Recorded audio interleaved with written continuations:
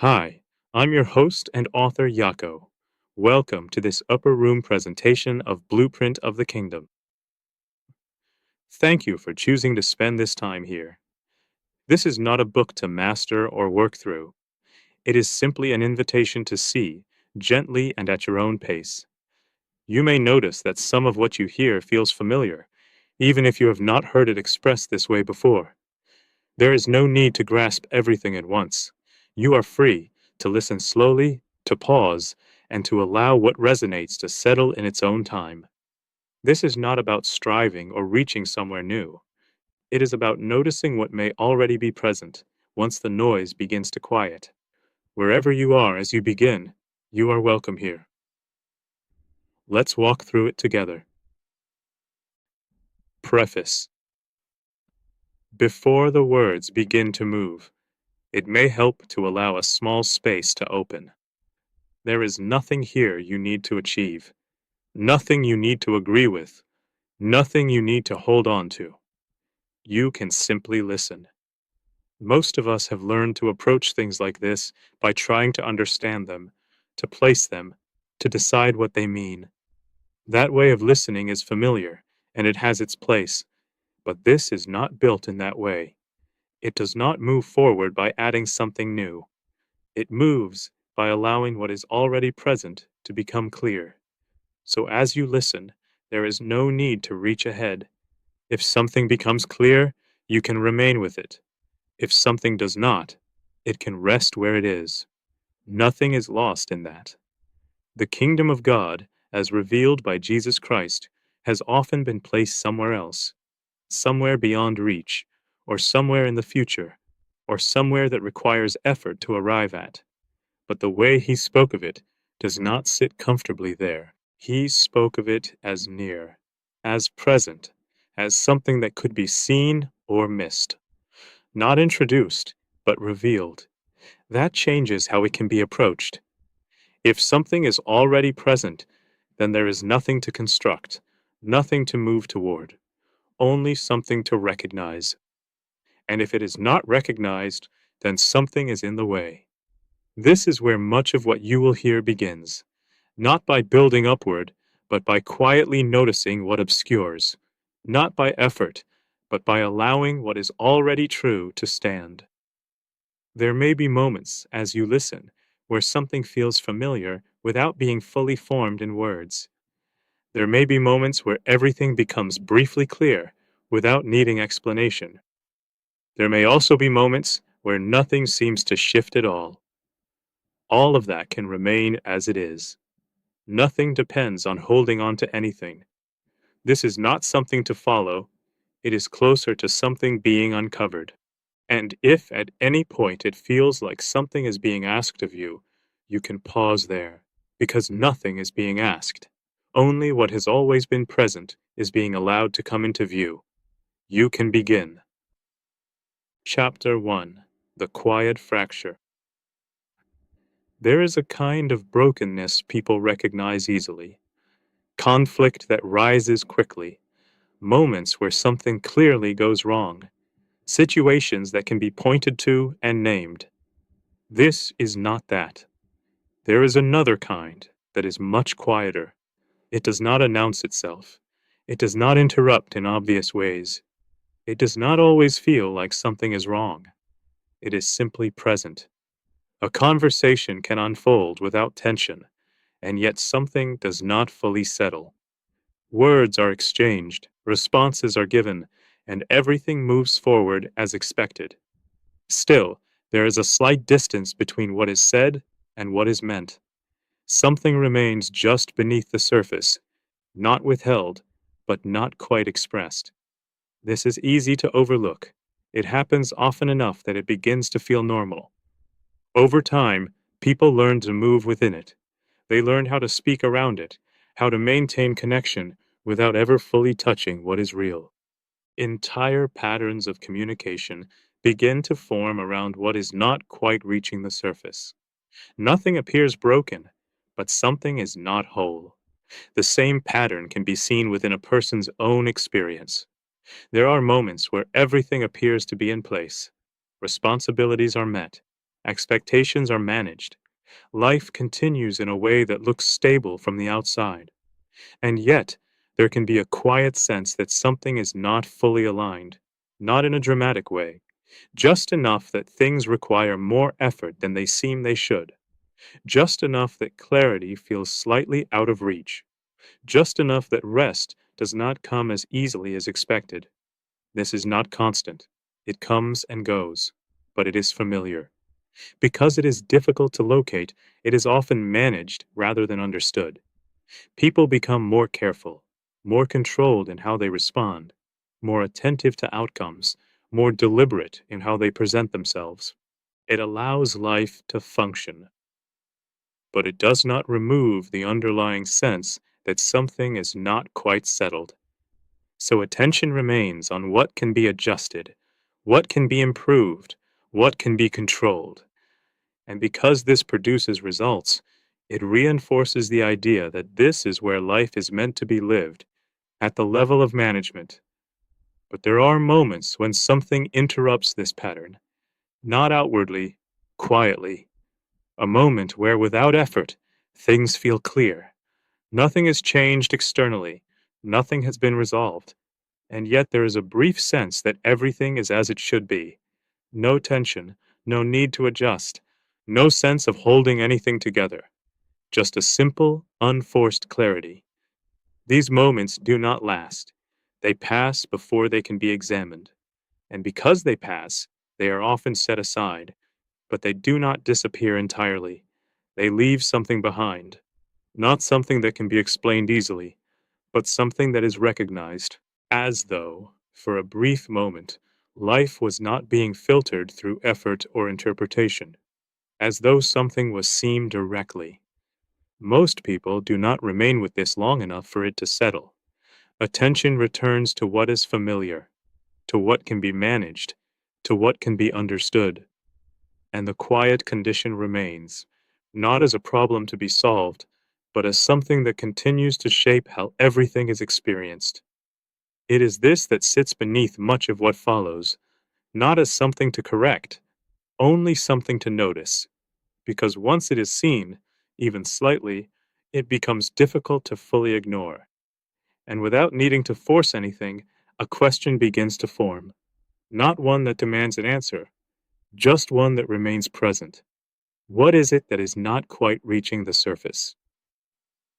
Chapter 2: Living on the Surface. Most of what people call living happens at a level that can be seen. Things are said, decisions are made, situations unfold, responses follow. It is active, it is continuous, it holds attention easily. Because of this, it becomes the place where most effort is directed. What to say next, how to respond, what to choose, how to manage what is in front of you. There is nothing unusual about this. It is how life appears. And over time, without needing to decide it, this level becomes the reference point for everything. What can be observed feels most real. What can be adjusted feels most important. What can be controlled feels most necessary. So attention remains there, moving from one moment to the next, responding, adjusting, continuing. A conversation leads to another. A task gives way to the next one. One situation resolves and another takes its place. There is a steady sense of movement. And because things continue to function, this movement becomes trusted. It feels like progress, even when nothing has truly changed beneath it. There is always something to respond to, something to think about, something to hold together. And so life becomes a sequence of surface level engagements, each one requiring attention, each one passing into the next.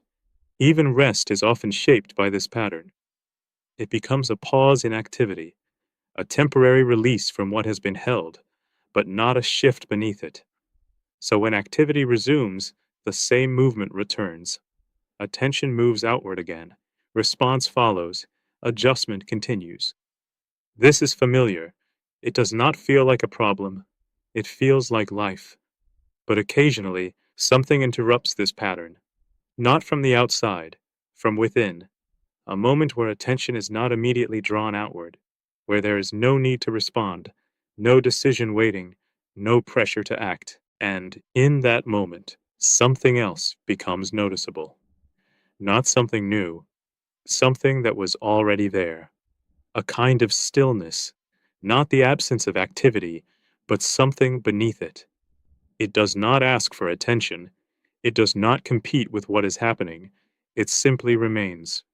And for a brief time, the surface is no longer the only place life is being experienced from. Things may still be happening, but they are not being met in the same way. There is less urgency, less tension, less need to shape what comes next. Nothing has been resolved. Nothing has been changed. And yet something feels different, more settled, more complete, less divided. This does not last long. Attention returns to what is visible, to what needs to be handled, to what is already in motion, and the surface resumes its place. But something remains, not as a conclusion, not as something that needs to be understood, more like a quiet awareness that what seems central may not be as foundational as it appeared, that what has been treated as the main layer of life may not be the only one, or even the deepest one. Most people do not stay with this long enough for it to take shape.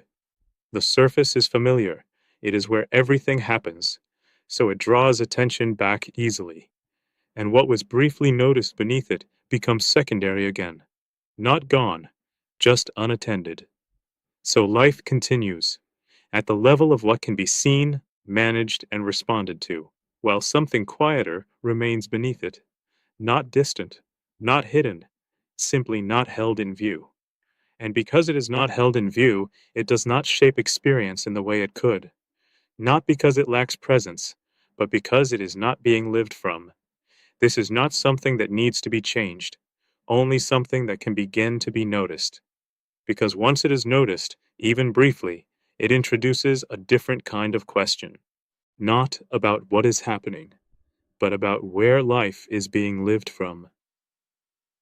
Chapter 3: The Feeling of Almost. There are moments that do not fully fit. Nothing is obviously wrong. Nothing needs to be fixed. And yet something does not quite settle. It is not the same as the quiet fracture.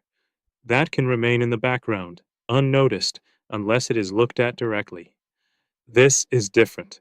It appears briefly, often without warning, and carries with it a kind of clarity that is difficult to explain. A conversation slows, and for a moment everything feels understood, without being fully spoken. A familiar place is seen differently, not because anything has changed, but because something in the way it is being seen has shifted. A pause appears between thoughts, and in that space there is no confusion, no tension, no need to resolve anything. It is not dramatic. It does not demand attention, but it is unmistakable when it happens. It feels as though something has come into alignment, even if only for a moment. As though what is usually just out of reach has briefly come close enough to be recognized. Not grasped, recognized. And then, just as quietly, it passes. Attention returns to what is in front of it, to what needs to be done, to what needs to be managed, to what is already in motion, and the moment is left behind. Not intentionally. It simply does not remain. Because it does not remain, it is easy to treat it as incidental, something that happened, but does not need to be followed, something that felt clear, but cannot be held. So it is set aside. But even when it is set aside, it does not disappear entirely. It leaves something behind. Not a memory in the usual sense, more like a reference, a quiet awareness that what was experienced in that moment felt more complete than what is usually carried, not more intense, more whole. This can happen in different ways. Sometimes it appears in stillness, sometimes in the middle of activity, sometimes in a moment of connection with another person where what is shared feels unforced and entirely clear.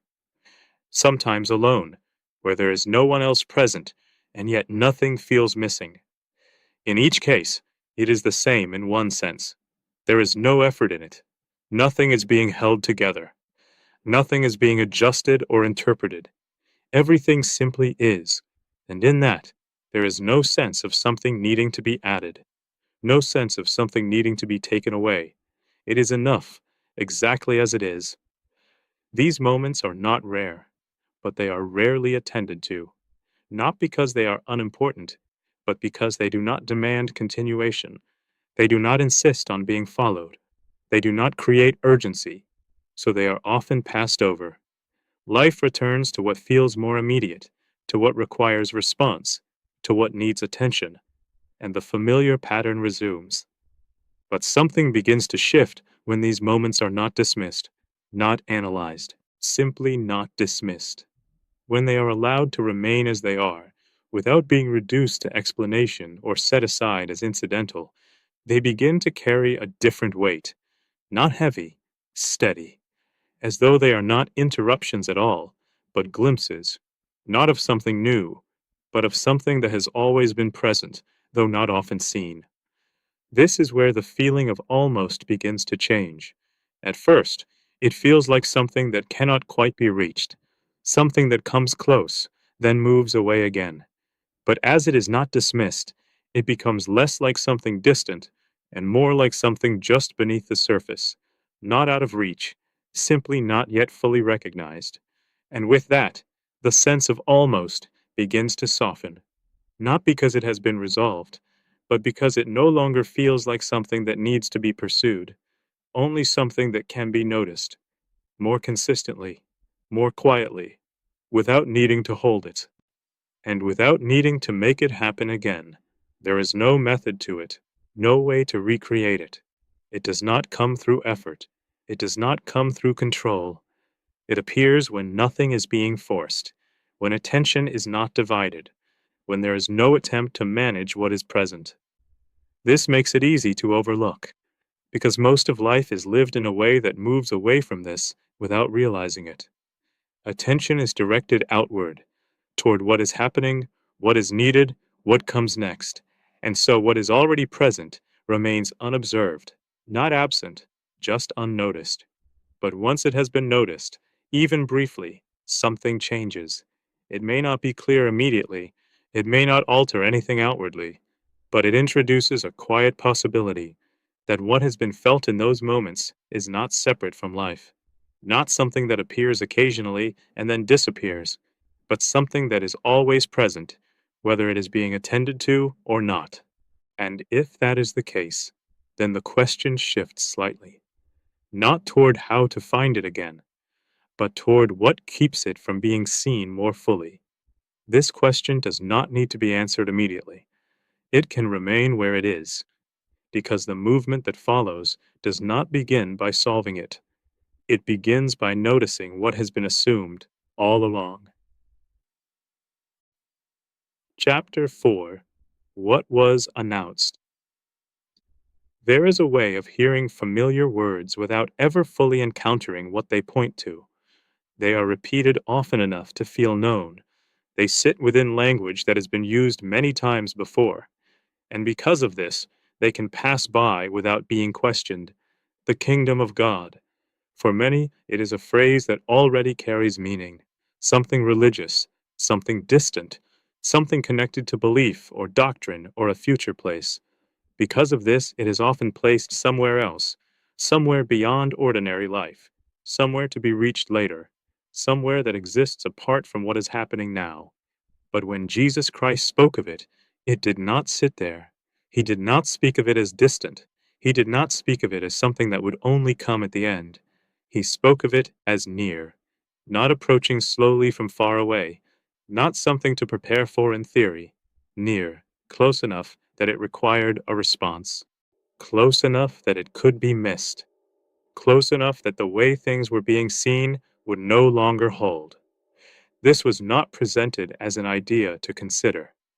It was spoken as a reality that had drawn close. That is what made it difficult to receive, because if something is near in that way, it does not allow everything else to remain as it is. It brings into question what has been assumed, what has been relied on, what has been taken as fixed. So the words were simple. The kingdom is near. But what they carried was not simple. They did not describe a concept. They described a shift, not in what might happen later, but in what was already present. This is where the difficulty begins. Not because the words are unclear, but because they do not fit easily within what has already been established. If the kingdom is near, then it is not elsewhere. If it is present, then it is not only future. If it can be seen or missed, then it is not merely believed in.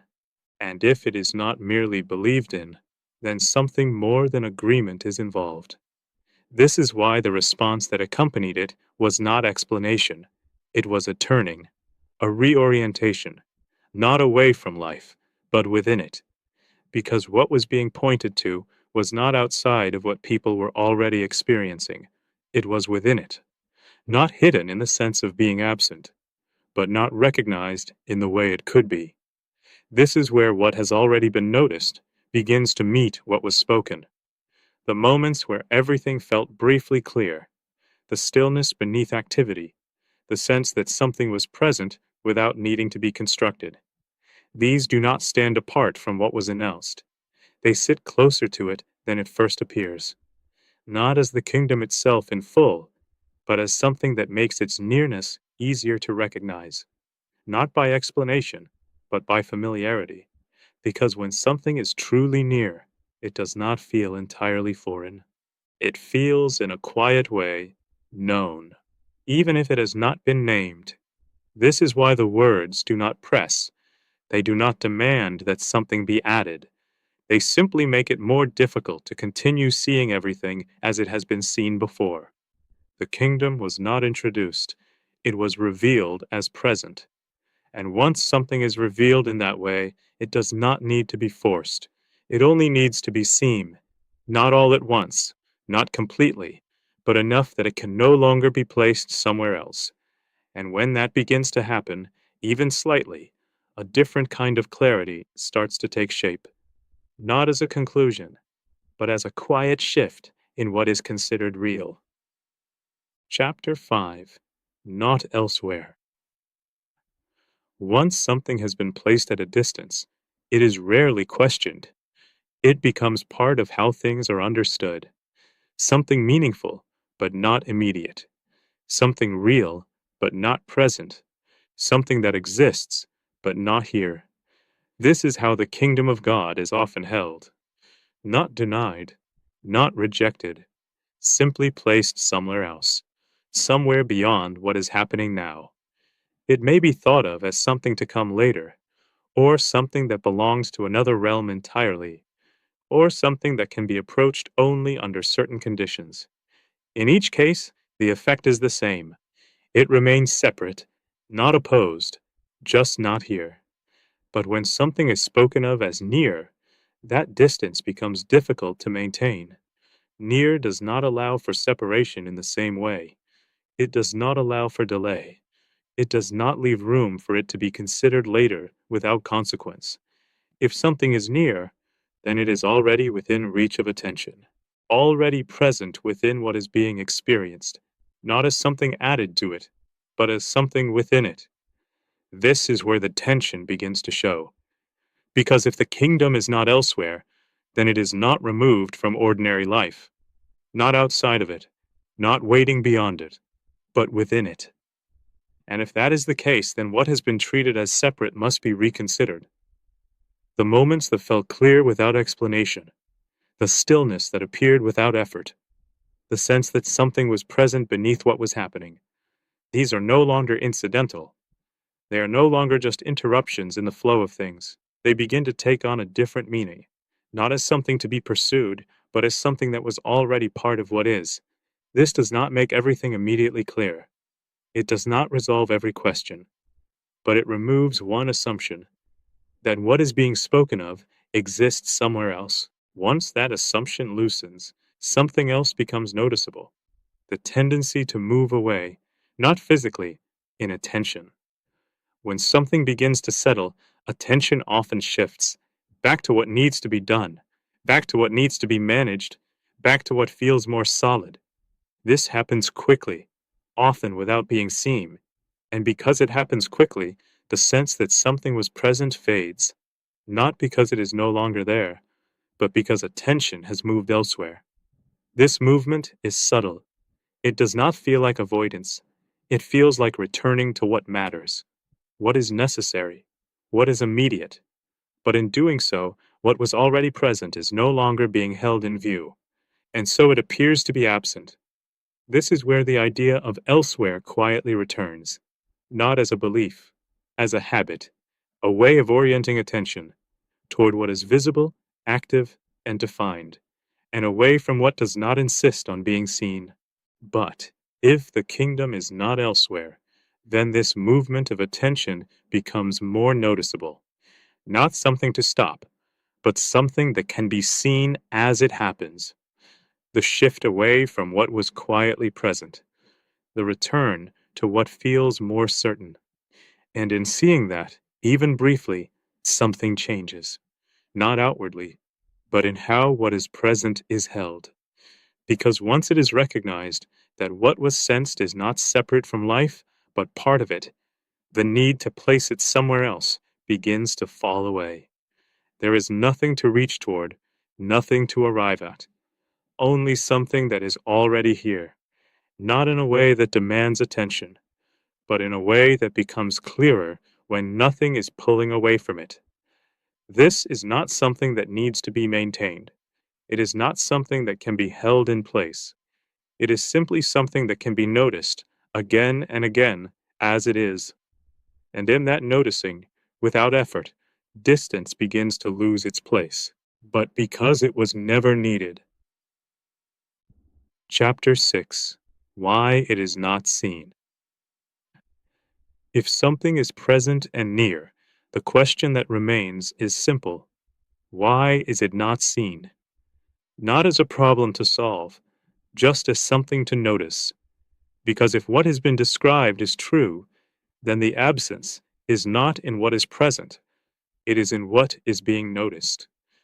This is where attention turns, not outward, but slightly inward, not toward analysis, toward what is already happening. There is a way of moving through life that becomes so familiar it is no longer recognized. Thought moves quickly. Response follows almost immediately. Interpretation forms without being questioned. Something happens, and it is named. A situation appears, and it is understood. A feeling arises, and it is explained. This happens continuously, not in a way that feels forced, in a way that feels natural. And because it feels natural, it is trusted. It becomes the way reality is known. But this movement is not neutral. It carries with it assumptions, ways of seeing that have been formed over time, ways of interpreting that feel certain because they have been used often. These are rarely examined, not because they are hidden, but because they are constant. They sit so close to experience that they feel like experience itself. So when something quieter appears, something that does not come with explanation or interpretation, it is easily overlooked, not rejected, just not recognized as significant, because it does not fit within what is already known. This is not a failure. It is simply how attention has been shaped. It moves toward what can be understood quickly, toward what can be named, toward what can be used, and away from what does not immediately present itself in that way. This is one way in which what is present is not seen, not because it is hidden, but because it does not compete. There are other movements as well, a need to remain in control, a preference for what can be predicted, a quiet resistance to what cannot be managed. These do not always appear clearly. They sit beneath decision and response. They influence what is allowed to remain in view. If something introduces uncertainty, it is often moved past quickly. If something cannot be easily held, it is set aside, not intentionally, just as part of how things are handled. Over time, this creates a pattern. Attention settles on what is stable in a familiar way, and what does not fit that pattern is not held long enough to be recognized. This includes what has already been described: the moments of clarity without effort, the stillness beneath activity, the sense that something is present without needing to be constructed. These do not disappear, but they are not given the same weight. They are not treated as central, and so they remain at the edges, not absent, just not seen fully. There is also something else, a quiet identification with what is being thought and felt, not as something separate, as something that is taken to be the whole. If a thought arises, it is assumed to be true. If a feeling appears, it is taken as a guide. If a reaction forms, it is followed. There is little distance, not because there should be, but because none has been needed. And in that closeness, there is little space to notice what is present beneath it. Everything is taken as it appears. Everything is responded to as it forms. And what does not enter in that way is not included. This is not something to correct, only something to see, because once it is seen, even slightly, it changes how attention moves, not by effort, not by control, but by recognition. The quick movement of thought becomes noticeable. The immediate forming of interpretation is seen as it happens. The shift away from stillness becomes clear. And in that seeing, something begins to open, not by adding anything new, but by allowing what was previously unnoticed to remain in view. This does not happen all at once. It does not need to. Even a small shift is enough, because once something has been seen, it does not need to be forced into place. It begins to return on its own, not as something repeated, but as something that is simply there, when nothing moves away from it. This is where the question begins to soften. Not why is it not seen in a way that demands an answer, but a quiet recognition of how attention has been moving, and how, without effort, it can begin to rest differently. Not by holding anything, not by pushing anything away, just by no longer overlooking what has always been present. Chapter 7: Eyes That Do Not See. There is a way of looking that does not lead to seeing. Things are noticed, details are taken in, events are observed as they unfold. Nothing is missed in a surface sense, and yet what is most present can remain unrecognized. This is not unusual. It happens often enough that it feels like the only way of seeing. Something is looked at, and it is understood according to what is already known. It is named, placed, interpreted, and once it is placed, it feels complete. There is nothing more to look for. But this kind of seeing carries something with it. It does not leave space for what is not already familiar. It does not pause before concluding. It does not remain with what is present long enough for something deeper to become clear. It moves quickly, from observation to interpretation, from appearance to meaning. And because this movement is quick, it feels accurate. It feels like clarity. But there is another kind of seeing, not separate from this, just quieter. It does not begin with interpretation. It does not move immediately to conclusion. It remains, not holding anything in place, not trying to understand, just present with what is there. This kind of seeing does not add anything. It does not remove anything. It allows what is present to be as it is, without being shaped by what is already known.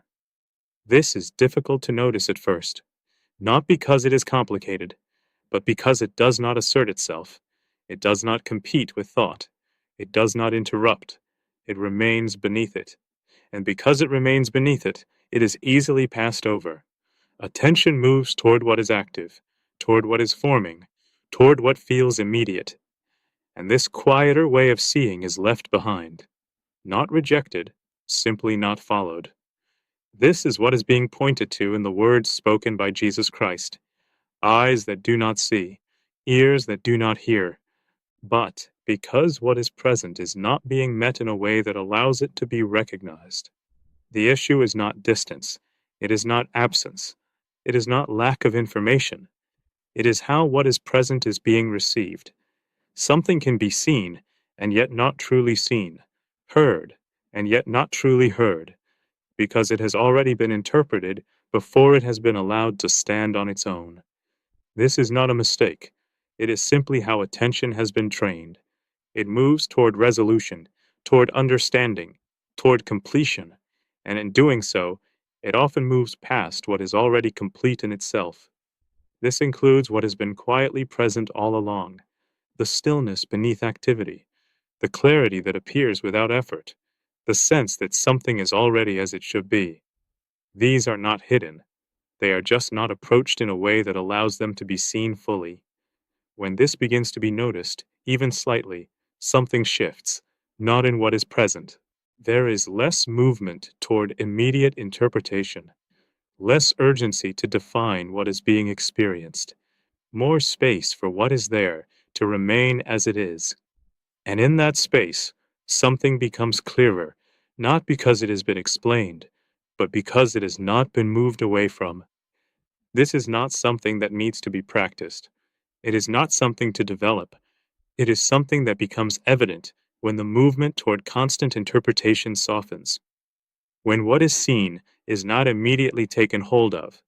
When what is heard is not immediately concluded. In that softening, what was always present begins to come into view, not all at once, not in a way that can be held, but in a way that is unmistakable when it is there. And once it has been seen in that way, even briefly, it becomes difficult to return entirely to seeing as before. Not because something new has been added, but because something that was always there has been recognized. Chapter 8: The Removal of Obstruction. There is a tendency to respond to what has been seen by trying to hold on to it, to return to it, to remain within it, to find a way to keep it present. This is natural. When something becomes clear, even briefly, it feels like something worth preserving. But what has been described does not remain in that way. It does not respond to effort. It does not become stable through repetition. It does not increase through control. And so the attempt to hold it often has the opposite effect. Not because anything has been lost, but because something else has been added. Effort. A movement toward what was already present, as though it were separate. This creates a subtle distance, not visible at first, but felt, because what was clear without effort is now being approached through it, and what was present without being managed is now being managed. It is simply what happens when something is recognized and then approached as something to maintain. But what has been seen does not need to be maintained. It was not created. It was not brought into being. It was noticed. And what is noticed in that way does not require holding, only the absence of what obscures it. This is where the idea of removal begins to shift. It is not a process of taking things away one by one, not a method of refining what is present until something clearer appears. It is more subtle than that, because what obscures is not separate from how life is already being lived. It is woven into it, into how attention moves, into how thought forms, into how experience is interpreted. So the removal is not something that can be applied from the outside. It is something that becomes evident as what is present is seen more clearly. For example, the movement of thought. It forms quickly. It names what is happening. It gives shape to experience. This is not a problem, but when it is taken as complete, it closes what is present too quickly. What remains unseen is not hidden. It is simply not given space. When this is noticed, even briefly, something changes, not because thought is stopped, but because it is no longer the only reference point. There is space for what is present before it is named. This is not something that needs to be created. It is already there. It is simply not usually attended to. The same can be seen in reaction. Something happens and response follows, often immediately. There is little space between what is experienced and how it is met. This creates continuity, but it also narrows what is possible, because what is present is not allowed to stand on its own. It is met and shaped at once. When this movement is seen, not resisted, not controlled, just seen, it begins to loosen, not by force, by awareness. And in that loosening, something else becomes possible. A moment where what is present is not immediately taken hold of, where it is not shaped or directed, where it is simply there. This is not separate from what has already been described. It is the same in nature, unforced, unconstructed, complete as it is. The obstruction is not removed by effort. It is no longer sustained when it is seen. This does not happen in a dramatic way. It is not something that arrives fully formed. It appears in small ways. A moment where thought does not immediately close what is present. A moment where reaction does not immediately define what is happening. A moment where attention remains without moving away. These moments do not need to be extended. They do not need to be repeated. They do not need to be made into something. They simply show what is there when nothing obscures it. Over time, without being directed, this becomes more familiar, not as something new. And with that familiarity, the sense of distance begins to fall away.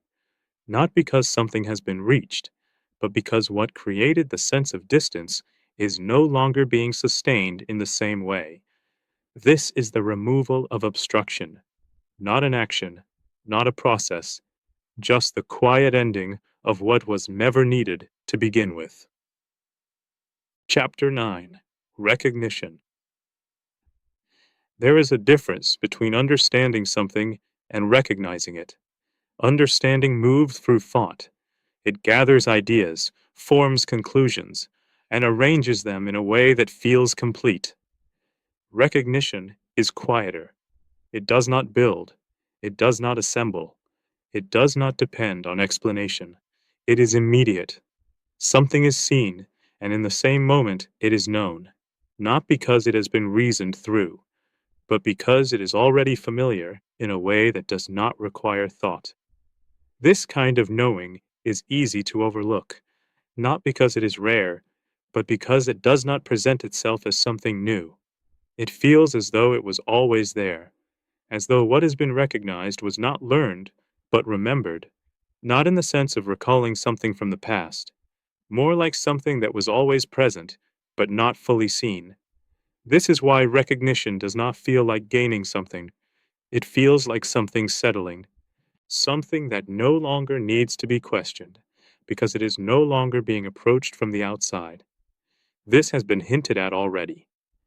In the moments where everything felt briefly clear, in the stillness that appeared without effort, in the sense that something was present without needing to be constructed. These were not separate from recognition, they were the beginning of it. But without being seen clearly, they remained incomplete. Not because they lacked anything, but because they were not held in view long enough to be known as they are. When recognition begins to take shape, even slightly, it changes how everything else is approached. Not outwardly, inwardly. There is less movement toward explanation, less urgency to define what is being experienced, less need to arrive at a conclusion. Not because thought has stopped, but because it is no longer carrying the same weight. What is present does not need to be secured through understanding. It is already clear. This does not mean everything becomes immediately known. It does not resolve every question. It does not provide answers in the way thought often seeks them. It simply brings a different kind of clarity, one that does not depend on process, one that doesn't need to be maintained, one that remains as it is, even when attention moves. This is important, because what is recognized in this way is not fragile. It does not disappear when it is not being held. It does not fade because attention shifts. It remains, not as something carried, as something that is.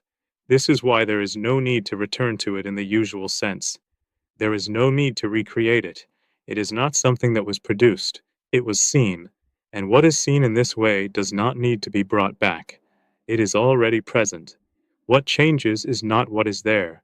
It is how it is known. At first, this may appear in brief moments, a sense of clarity that stands on its own. a recognition that does not depend on thought. These moments may come and go, not because recognition itself comes and goes, but because attention continues to move in familiar ways. This is not something to correct, only something that becomes more noticeable over time. Because once recognition has occurred, even slightly, it introduces something that was not there before. Not new information, a different reference point. Life is no longer known only through thought and response.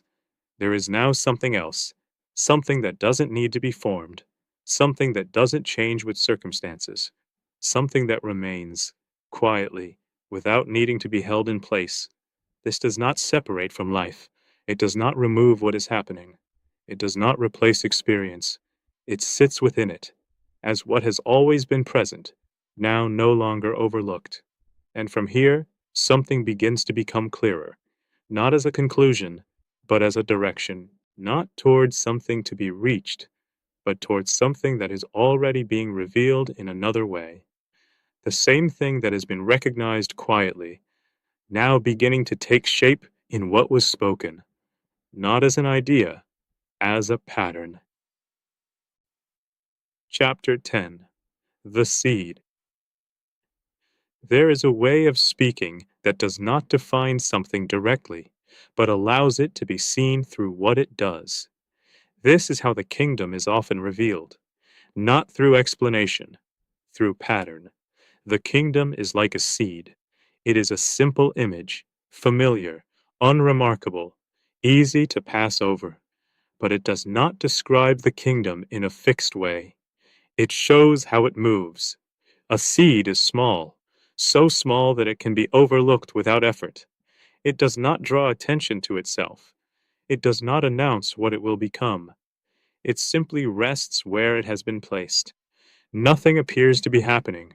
There is no visible movement, no immediate change. And yet something is already present within it, not added later, not introduced from the outside, present from the beginning. What the seed becomes is already contained within it, but it does not appear all at once. It does not move into fullness through force. It unfolds, without drawing attention, without requiring intervention. Given the right conditions, it begins to open, not in a way that can be observed step by step, but in a way that becomes evident over time. What was unseen begins to take shape, not suddenly, not dramatically, but steadily. And once it begins, it does not need to be pushed forward. It carries its own movement. This is what is being pointed to, not something that needs to be created, something that unfolds when nothing obstructs it. The seed does not strive to grow. It does not attempt to become what it is. It simply is what it is, and in that, growth takes place. This does not depend on being noticed. It does not require attention to continue. It does not stop when it is not observed. It remains true to its nature, whether it is seen or not. This is why it can be missed, because what is most significant does not always appear at the surface.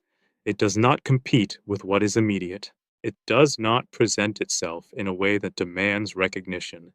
It remains quiet, and because it remains quiet, it is often overlooked. But once it is seen in this way, something shifts, not in the seed, in how it is recognized. What seemed small no longer feels insignificant. What seemed inactive is no longer assumed to be still. What seemed distant is no longer placed elsewhere. It is understood differently, not through explanation, through recognition of its nature.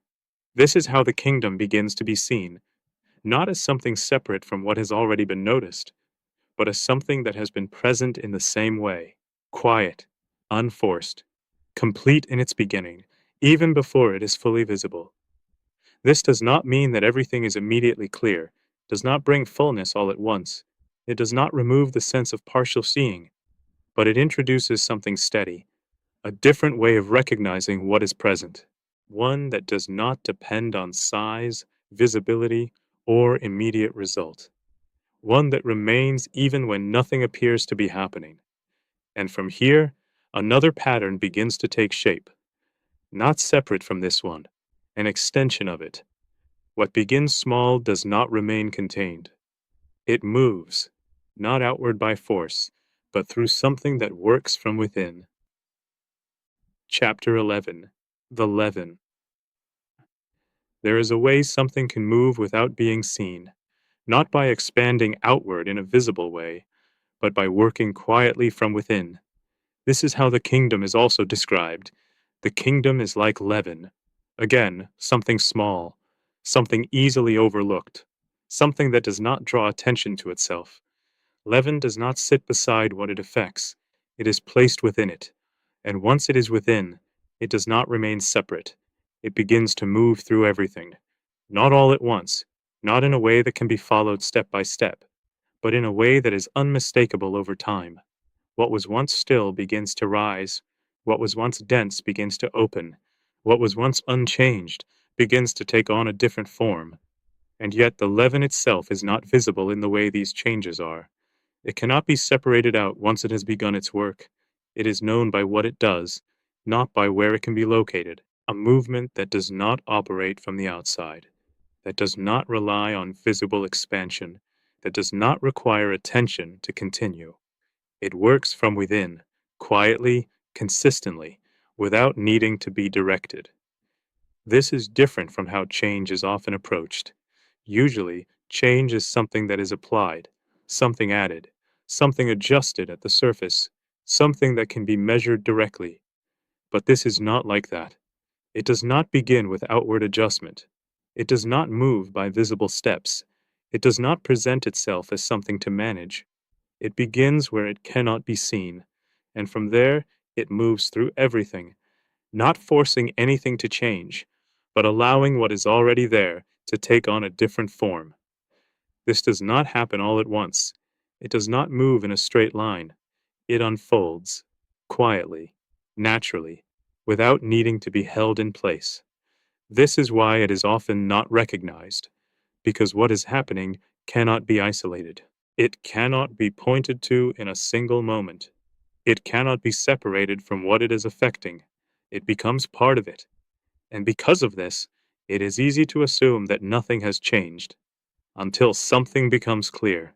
Not suddenly, but steadily. A shift in how things are experienced. A change in how what is present is met. A different sense of what is natural. Not introduced from the outside. Arising from within. This is not separate from what has already been described. The seed reveals how something begins. The leaven reveals how it continues. Quietly, without force, without interruption, moving through what is already there. This does not require effort to maintain. It does not depend on attention to remain active. It is not strengthened by being observed. It simply does what it is. And in doing so, it brings about change that is not imposed, but formed from within. This is how the kingdom moves, not as something added to life, but as something that works within it, until what is present is no longer experienced in the same way, not because something new has been introduced, but because what was already there has been transformed. Chapter 12. The Treasure.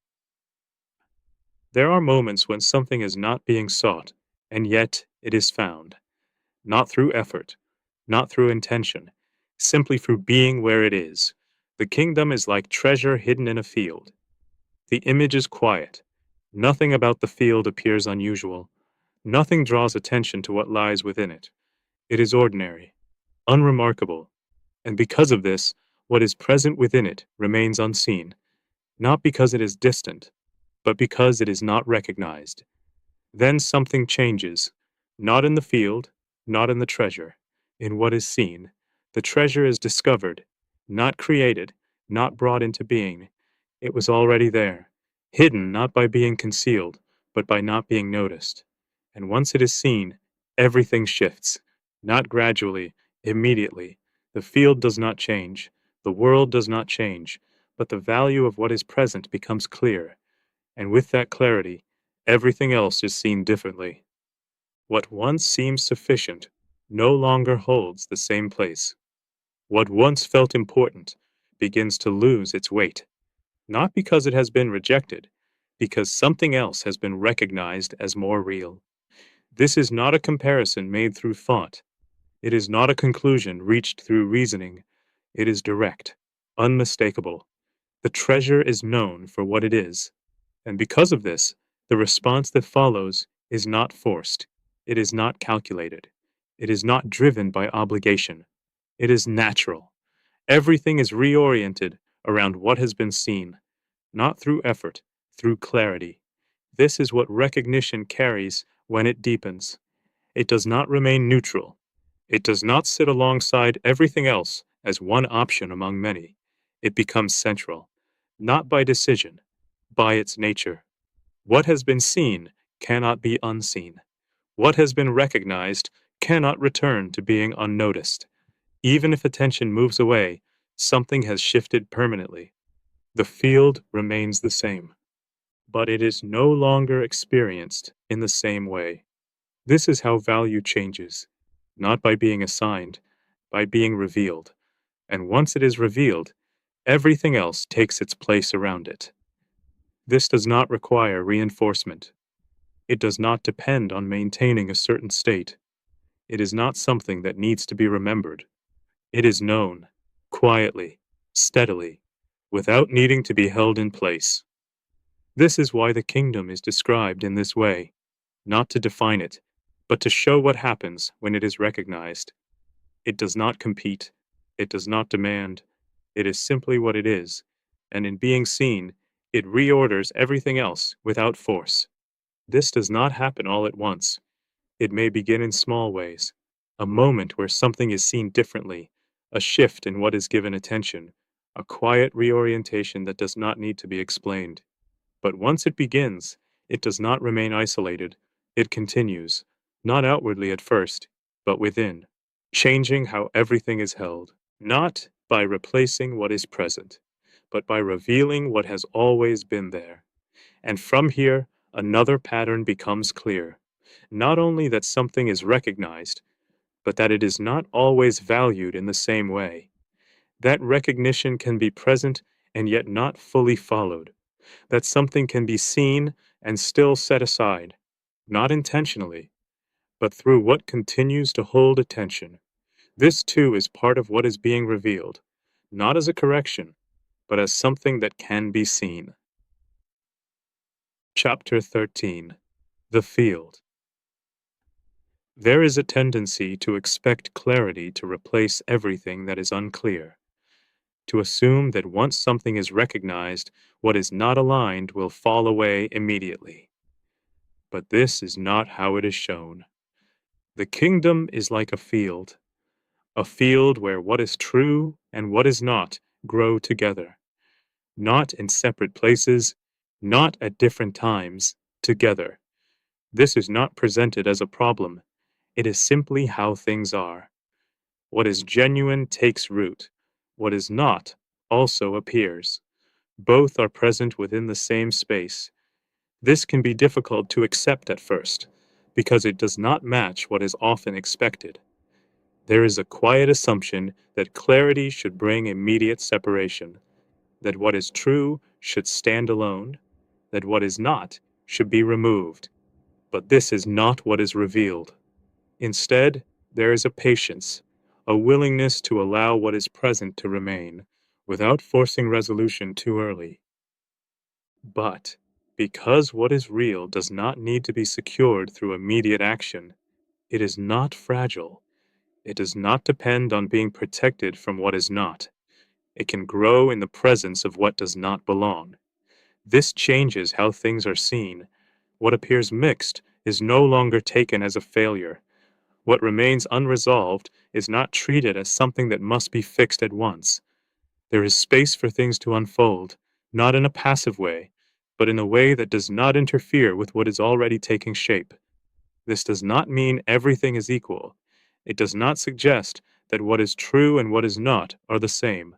It simply reveals that they can exist together for a time without needing to be separated immediately. This is important, because without this understanding, there is a tendency to act too quickly, to remove what appears out of place, to resolve what has not yet fully formed, to define what is still unfolding. and in doing so, what is genuine can be disrupted, not because it is weak, but because it has not yet reached its fullness. This is why there is restraint, not as a strategy, as a recognition of how things grow. What is real does not need to be forced into clarity. It becomes clear in its own time, not by being made visible, by being allowed to continue. This applies not only outwardly, but inwardly.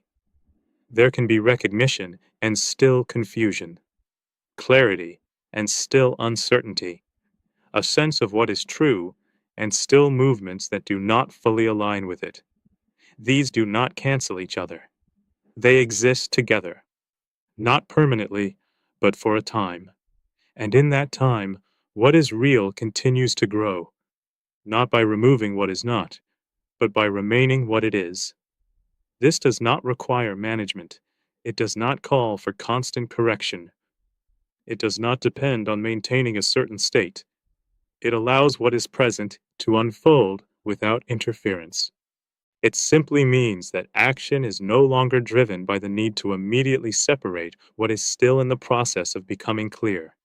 There is a trust, not in outcome, in what is already true, that it does not need to be secured, that it does not need to be defended, that it will not be undone by what appears alongside it. This changes how the field is held, not as something to control, as something to allow. And in that allowing, something becomes evident. What is real does not disappear, it becomes more distinct, not through effort, through time, through presence, through what it is. And when it is clear, it does not need to be argued for. It stands, without needing to be made to stand. Chapter 14. The Readiness. There is a difference between being near something and being ready for it. Nearness does not require much. Something can be close without being recognized, present without being received, available without being entered into. This has already been seen. The kingdom is not distant. It is not elsewhere. It is not something that must be brought near. And yet, being near to it is not the same as living from it. This is where another pattern begins to appear. Not all who are near remain. Not all who recognize continue. Not all who are aware are ready. The kingdom is like those who waited. Waiting, not in a way that is passive, but in a way that reveals something. What is held when nothing is happening? What remains when there is no immediate movement? What continues when there is no external signal to respond to?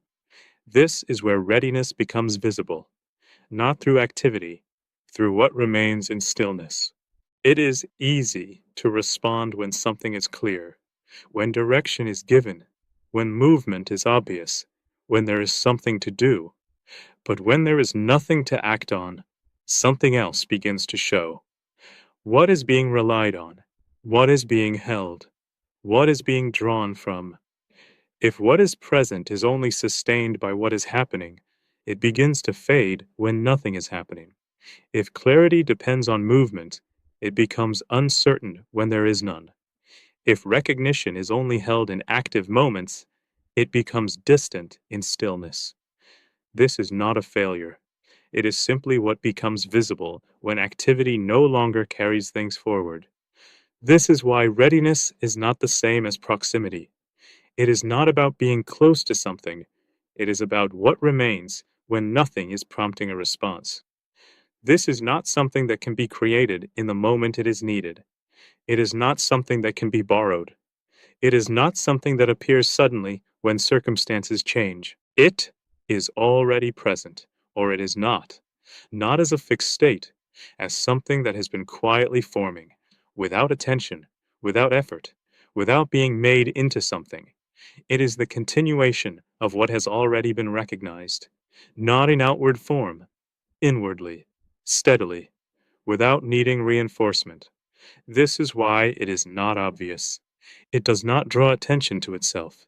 It does not signal that it is there. It is simply revealed when something shifts, when what was expected does not arrive, when what was anticipated is delayed, when there is nothing to respond to, and in that moment, what remains becomes clear, not as something new, as something that was already there, or something that was not. This is not presented as a condition to meet. It is shown as something that becomes visible, not for the purpose of judgment, but for the sake of clarity. Because what is seen in that moment does not need to be interpreted. It is known without explanation, without conclusion, just as it is. This does not create pressure. It does not demand that something be done. It simply reveals what is present, and in revealing it, something becomes possible. Not by effort, but by recognition, the same recognition that has been unfolding, now seen in a different way, not in moments of clarity alone, but in what continues when clarity is not being actively held. This is readiness, not as something to reach, but as something that becomes evident, quietly, without announcement, when nothing else is carrying what has been seen. Chapter 15. What the Miracles Show. There are moments where what has been spoken is no longer left in description. It is seen, not through explanation, through what takes place. This is where something changes.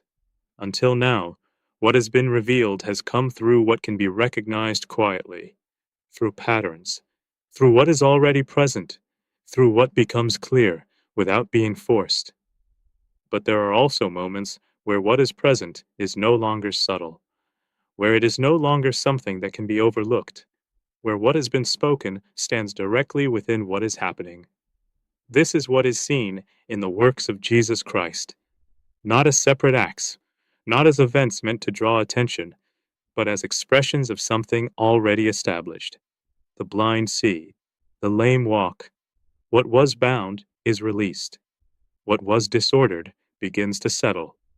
These are not presented as interruptions. They are not described as something outside of what is real. They are shown as what takes place when what is true is no longer obscured. This is difficult to hold at first, because what is familiar does not align easily with it. It is easier to place these moments apart, to see them as exceptional, to treat them as something that happened then, but does not belong to what is now. But that is not how they are given. They are not isolated. They are not framed as departures from reality. They are shown as what reality is when it is not being met through what distorts it. This does not make them something to replicate. It does not turn them into something to pursue. It simply allows them to be seen for what they are, not additions, revelations. What is broken begins to restore. What is held in place begins to release. What appears final is no longer fixed. This is not introduced as a new system. It is not explained as something that needs to be understood first. It is shown, directly, and in being shown, it carries something that cannot be reduced to explanation.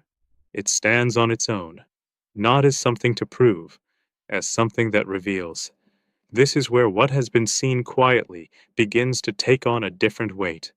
What was recognized inwardly is now seen outwardly, not as a contrast, as the same thing.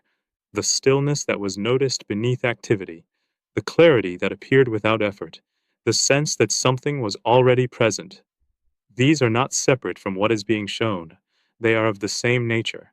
One is recognized quietly, the other is seen directly, but both reveal the same thing, that what is real does not depend on what appears to be happening, that what is true does not need to be constructed, that what is present is not limited by what has been assumed. This does not remove what is familiar. It does not deny what is seen every day. It simply reveals that what is seen is not all that is, not hidden, not distant, simply not always recognized. And when it is recognized, even slightly, it changes how everything else is held, not by replacing it, by revealing what it is. This is what the miracles show, not something separate, but what is already true, no longer obscured. Chapter 16. Restoration. When something is restored, it is not made into something new. It returns to what it is, not by being redesigned, not by being replaced, but by what was out of place, no longer remaining as it was. This is different from how change is often understood. Change is usually approached as improvement, something added, something adjusted, something corrected from the outside. But restoration does not move in that way. It does not begin by adding. It begins by what no longer holds. What was distorting begins to loosen. What was constricting begins to release. What was misaligned begins to settle. And what remains is not something new. It is what was always there, seen now without what obscured it. This is what becomes visible in what has already been described. Where sight returns, it is not created, it is uncovered. Where movement is restored, it is not introduced. Where something held in place is released, it is not replaced, it is allowed. This is not separate from what has been recognized quietly. It is the same movement, seen more clearly. What is real does not need to be built. It does not need to be strengthened. It is not fragile. It does not depend on effort to remain. It is already whole. What changes is what interferes with it, and when that interference is no longer sustained, what is whole becomes evident. This is why restoration does not feel like something being added. It feels like something returning, not as memory, as presence, a sense that what is now seen was never truly absent, only not fully recognized. This is not limited to what appears outwardly, it is just as present within.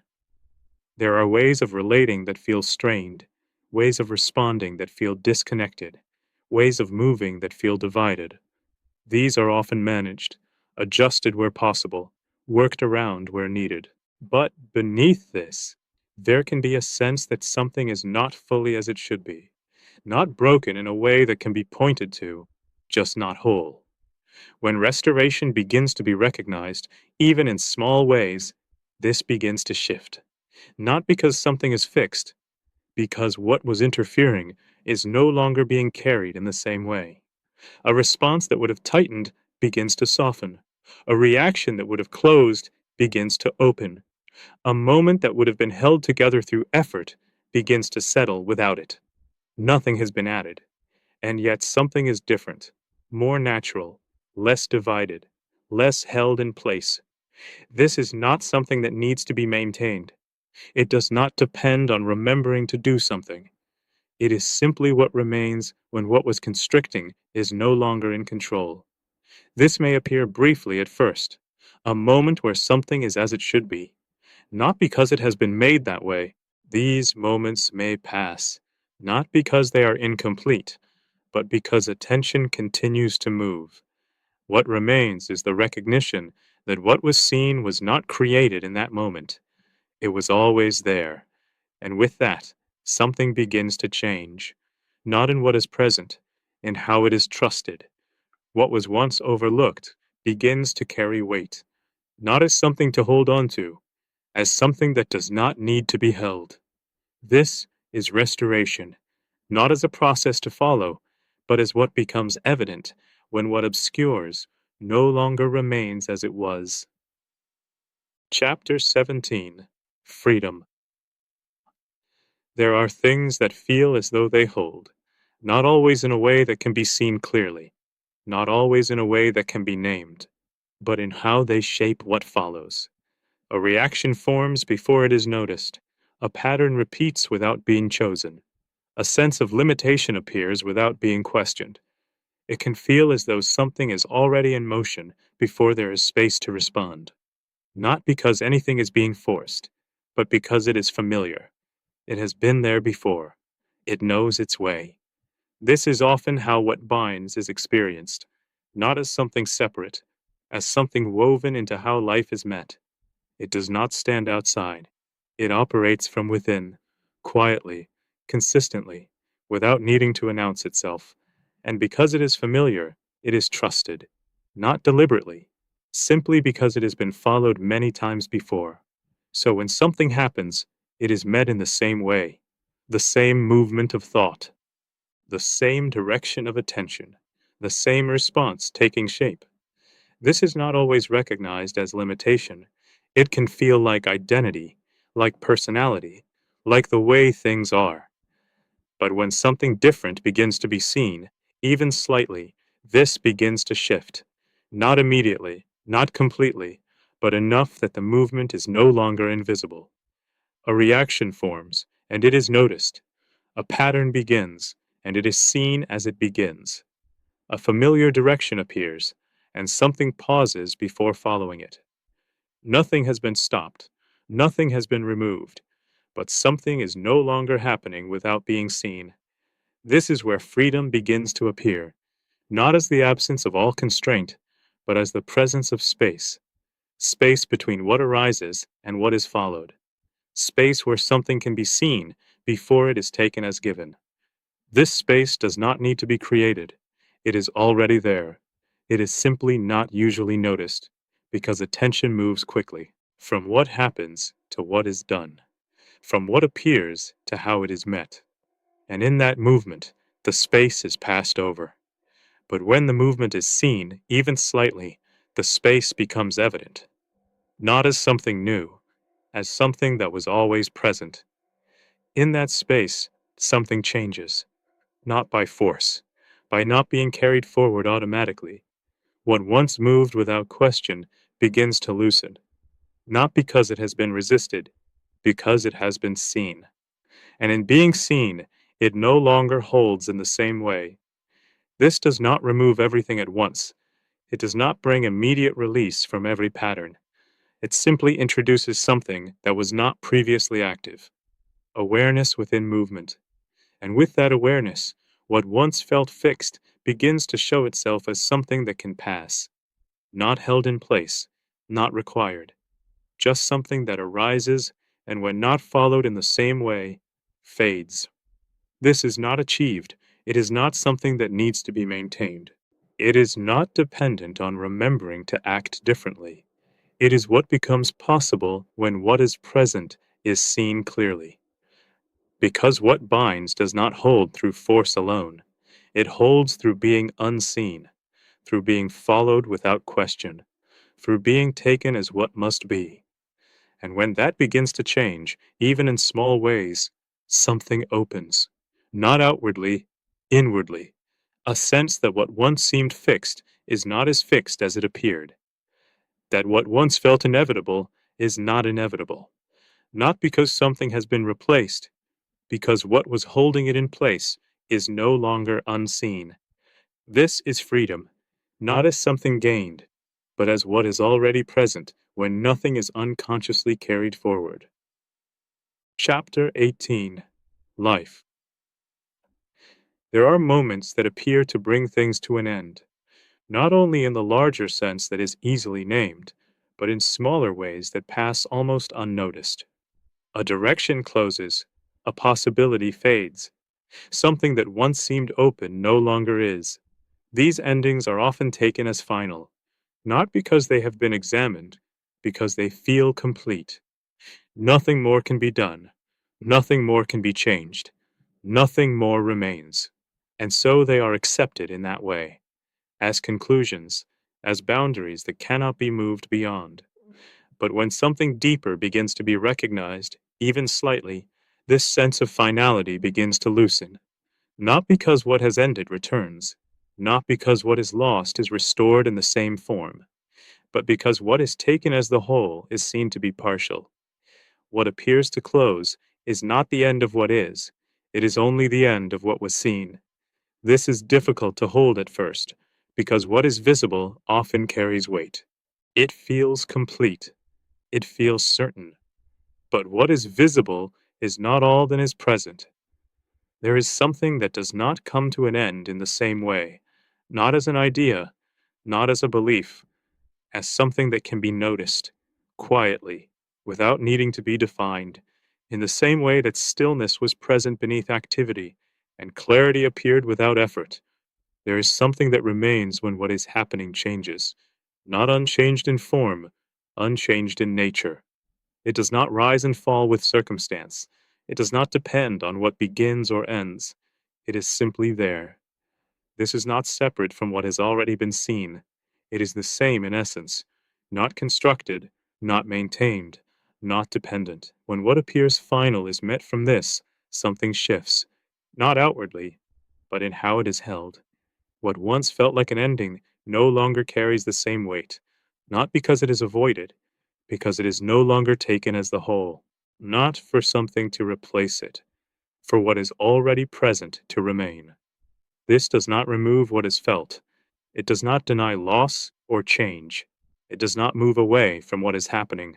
It simply does not allow what is happening to define everything, because what is present beneath it is not affected in the same way.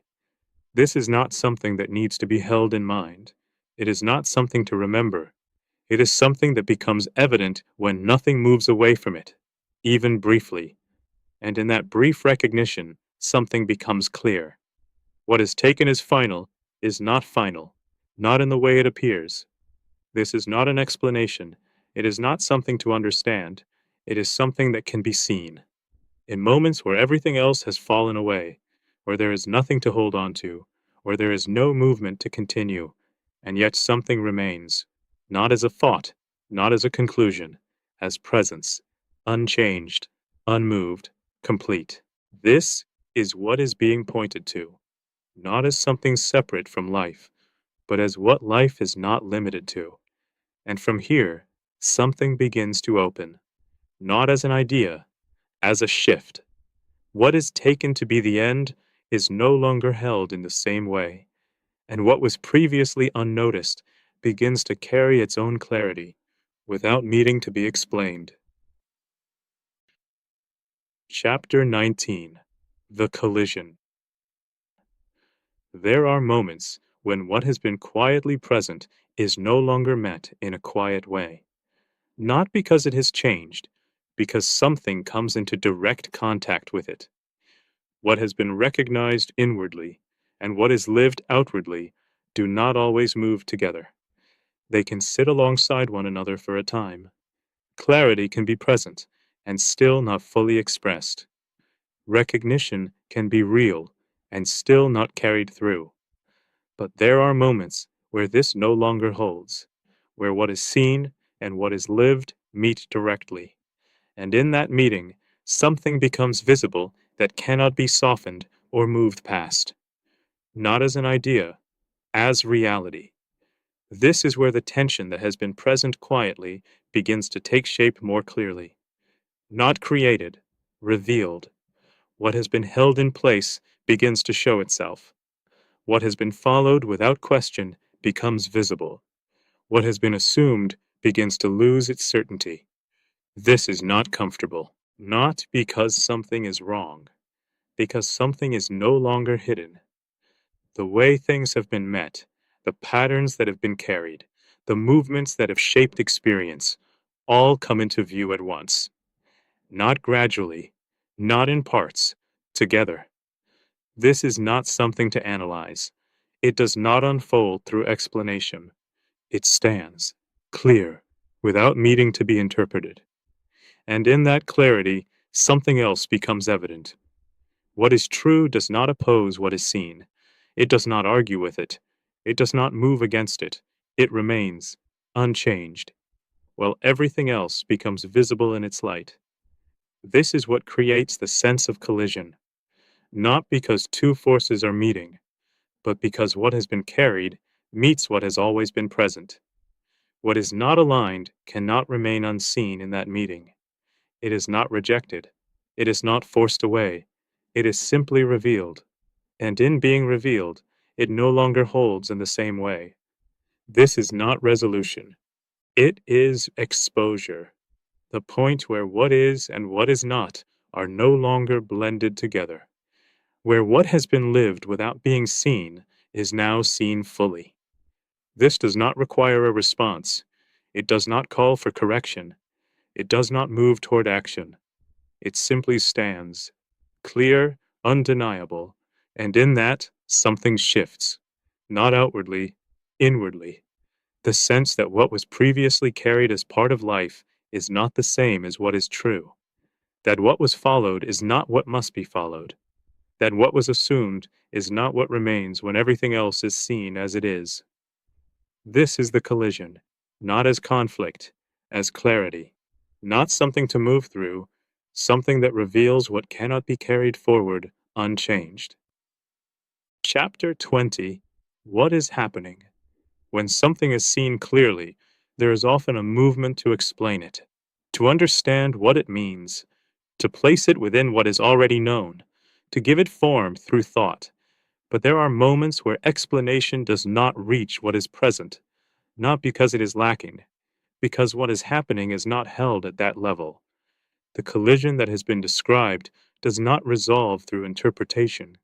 It reveals something more fundamental. What has been carried, followed, assumed, and lived begins to stand in contrast to what is true. Not in theory, directly. This is where something deeper becomes visible. Not as an idea, as a condition, a way of being that has shaped everything, often without being seen. It is not located in a single action, not defined by a single moment, not contained within one decision. It runs through everything, quietly, consistently, and because it is consistent, it feels natural. It feels like life as it is. But when it is seen in the light of what is true, it is no longer neutral. It is recognized as what cannot remain. Not because it is judged, because it does not align. This is where the weight begins to be felt, not as something imposed, as something revealed. What has been carried cannot be reconciled through adjustment. It cannot be corrected piece by piece. It cannot be made to align through effort, because it is not a surface issue. It is not a matter of behavior. It is not something that sits at the level of what can be managed. It is deeper than that. And because it is deeper, what is happening here cannot be reduced to something that can be addressed in the usual way. It is not improvement. It is not refinement. It is not gradual correction. Something more complete is taking place. What has been seen cannot be unseen. What has been revealed cannot return to being hidden. And what cannot remain must be met. Not explained away. Met. This is where what is happening begins to take on a different shape. Not as something to understand, as something that stands in place of everything that cannot continue as it has been. What has been carried meets its limit, not imposed from the outside, revealed from within. And in that moment, there is no movement forward in the usual sense, no adjustment to make, no path to take, no action that resolves what is present. Only a stillness, not the stillness that was noticed before, a deeper one, where nothing can be added, nothing can be removed, nothing can be changed through effort. This is not absence, it is fullness without movement. And in that, something becomes clear. What is true does not enter into what is not, it remains what it is. And what is not cannot become what is true through its own movement. This is what is happening, not as a concept, as reality. What has been carried comes to an end, not through process, in its entirety. And what remains is not something that has been built. It is what was always there, unchanged, unaffected, complete. This is not something to hold on to. It does not need to be. It stands on its own, without support, without reinforcement, without effort. And from here, something else begins to become visible, not as a continuation of what was, as something that could not have been reached from within it. Chapter 21. The End of Separation. When something comes to an end, in the way that has been described, it does not leave a gap. It does not create absence. It does not open into uncertainty. What cannot remain falls away. But what remains is not incomplete. It does not need to be filled. It is already whole. This is where something becomes clear that cannot be reached through effort. What appeared to stand apart is no longer experienced as separate, not brought together, not joined through action, simply no longer divided. Separation, as it was known, does not hold in the same way, not because distance has been crossed, because what created the sense of distance is no longer present. There is no movement towards something, no reaching, no arriving, only what is, unbroken, undivided. This is difficult to describe without turning it into something else, because what is being pointed to does not come through explanation.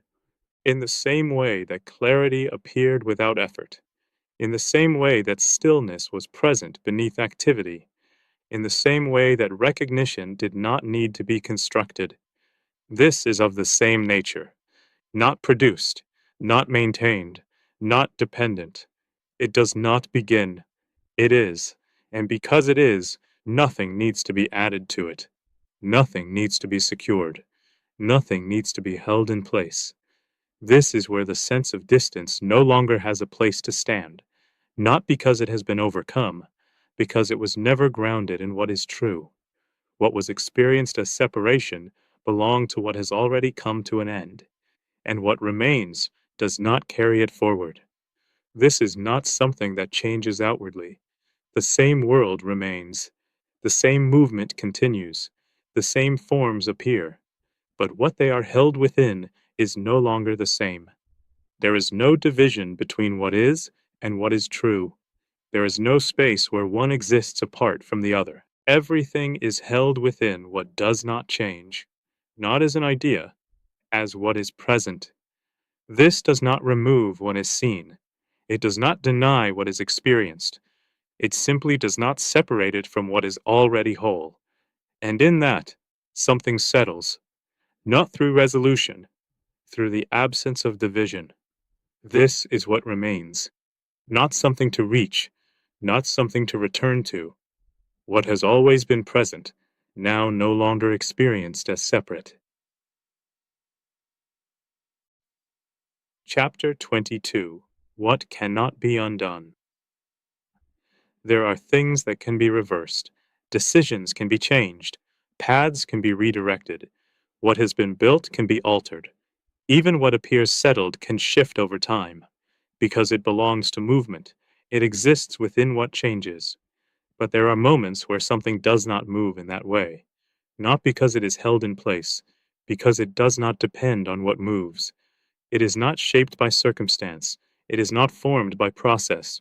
It is not sustained by effort. It simply is. When something of this nature becomes clear, even briefly, it carries a different weight. Not heavy, definitive. Not because it asserts itself, because it does not change. This is not the same as something being maintained. It does not require holding. It does not need to be remembered. It is not strengthened by attention. It remains as it is, whether it is being noticed or not. This is what cannot be undone. Because it is not part of what changes, what has already been seen begins to take on this quality. The clarity that did not depend on explanation, the stillness that was present beneath activity, the recognition that did not need to be formed. These do not come and go in themselves. What comes and goes is attention. What remains is what was seen, unchanged. This is not something to secure. It cannot be secured. It does not need to be. It stands without support, without reinforcement, without effort. And because it stands in this way, it is not affected by what moves around it. Circumstances shift, situations change. What appears to rise and fall continues to do so. But what is not part of that movement remains untouched, not separate, not distant, simply not dependent. This is where something begins to settle more deeply, not as an idea, as a recognition that does not leave, not because it is held, because it is no longer subject to change. This does not remove what is experienced. It does not replace what is seen. It does not alter what appears. It simply does not move with it. And in that, something becomes clear. What is real is not undone by what happens. It does not shift with what changes. It is not affected by what begins or ends. It remains as it is. This is not something that needs to be reached. It is not something that can be approached. It is what remains when everything else is seen as it is, unchanged, complete, without beginning or end. And from here, something else begins to open, not as continuation, as expression. What remains does not stay hidden. It becomes visible in another way. Chapter 23: The World After. Nothing outwardly announces that something has changed.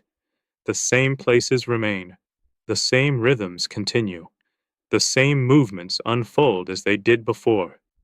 There is no clear dividing line, no moment that separates what was from what is. And yet, something is not the same. Not in what is seen, in how it is held. What once carried weight no longer presses in the same way. What once demanded response no longer draws it as quickly. What once felt central begins to take its place within something wider. This is not because anything has been removed. Everything is still there, but it is no longer experienced as the whole. There is a shift that does not need to be maintained, not because it is held in place, because it does not depend on effort. It is simply present, and from that presence, everything else is met differently, not by trying to change it, by no longer being defined by it. This does not create distance from life. It does not move away from what is happening. If anything, it brings what is happening into clearer view, without distortion, without the need to shape it, without the need to resist it. What is seen as it is, and in that, something softens, not outwardly, inwardly. The need to hold everything together begins to fall away. The pressure to respond in a certain way begins to loosen. The sense that something must be secured begins to fade. This does not remove responsibility. It does not take away engagement. It simply changes where it comes from. What is done is no longer driven by what is pressing.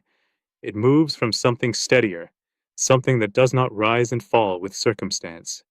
This is not always noticed at first, because the outer shape of life does not necessarily change.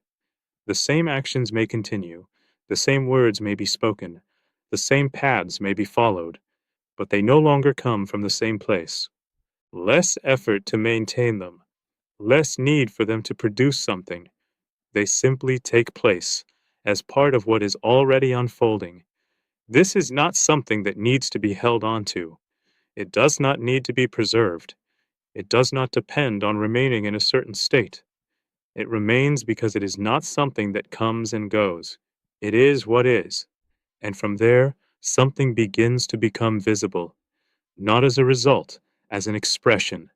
What has been seen inwardly begins to show itself outwardly, not in a way that draws attention, in a way that is natural, unforced, aligned with what is already present. This is not something added to life.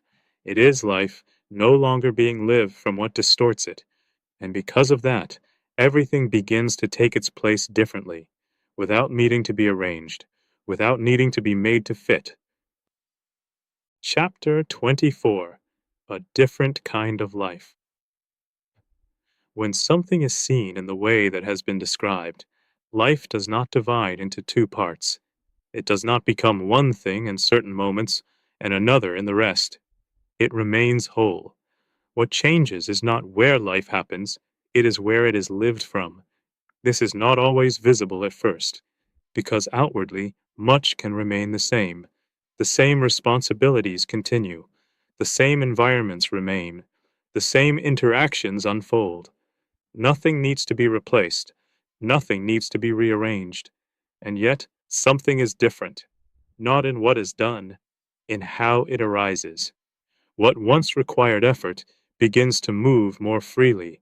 What once felt divided begins to settle into a single movement. What once depended on outcome begins to stand without it. This is not because something has been added. It is because what was creating division is no longer being carried in the same way. There is less strain in responding, less need to secure what is uncertain, less movement toward what must be controlled, not because these things are avoided, because they no longer hold in the same way. What remains is not inactivity. It is a different kind of movement, one that does not begin from pressure, one that does not depend on managing what is happening, one that does not seek to complete itself through what follows. It moves from what is already complete, quietly, without needing to assert itself. This is not something that needs to be learned. It is not something to practice. It is what becomes evident when nothing interferes with what is already present. At first, this may appear in small ways, a response that does not come from reaction, a decision that does not arise from urgency, a moment that does not require adjustment. These do not need to be extended. They do not need to be repeated. They simply show what is possible when life is no longer being carried from what divides it. Over time, without being directed, this begins to become more natural, not as something new, as something that was always there. And with that, something settles, not as a conclusion, as a way of being that does not need to be held in place. This does not separate from the world. It does not move away from what is happening. If anything, it allows what is happening to be met more fully, without resistance, without avoidance, without the need to shape it into something else. What is present is met as it is, and from that, what follows does not need to be forced. It takes its place naturally. This is what begins to be seen as a different kind of life, not defined by what is done, not measured by what is achieved, but recognized by where it moves from, not from what is unstable, from what remains. And from here, something begins to become clearer, not in isolation, in relationship. How this way of being meets others, how it expresses itself within what is shared, how it becomes visible beyond the individual, not as something separate, as a continuation. Chapter 25. A Shift in Center. There is always something at the center of how life is lived, not something chosen deliberately, something that quietly organizes everything else. It shapes what is noticed. It influences how things are interpreted. It directs how response takes place. For many, this center forms around what is uncertain, what needs to be managed, what could be lost, what must be secured. This does not always appear clearly. It is not usually named. It simply operates. A situation arises, and attention moves toward what needs to be held together. A decision presents itself, and thought moves toward what must be protected or gained. An interaction unfolds, and response is shaped by what is at stake. This movement can be subtle. It can even appear reasonable, but it carries something with it, a constant reference to what is not yet settled, what is not yet secure, what is not yet complete. And because of this, everything is met in relation to it, not directly, through what it represents. This is how the center forms, not through intention, through repetition, through what is followed again and again. But when something deeper has been recognized, even slightly, this begins to change. Not suddenly, not in a way that can be forced, but enough that the center is no longer invisible. What once guided without being seen begins to come into view. A movement toward control becomes noticeable. A tendency to secure becomes clear.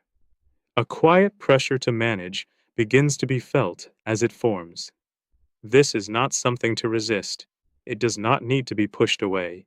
It simply begins to lose its place as the center, not because it is removed, because something else is no longer overlooked.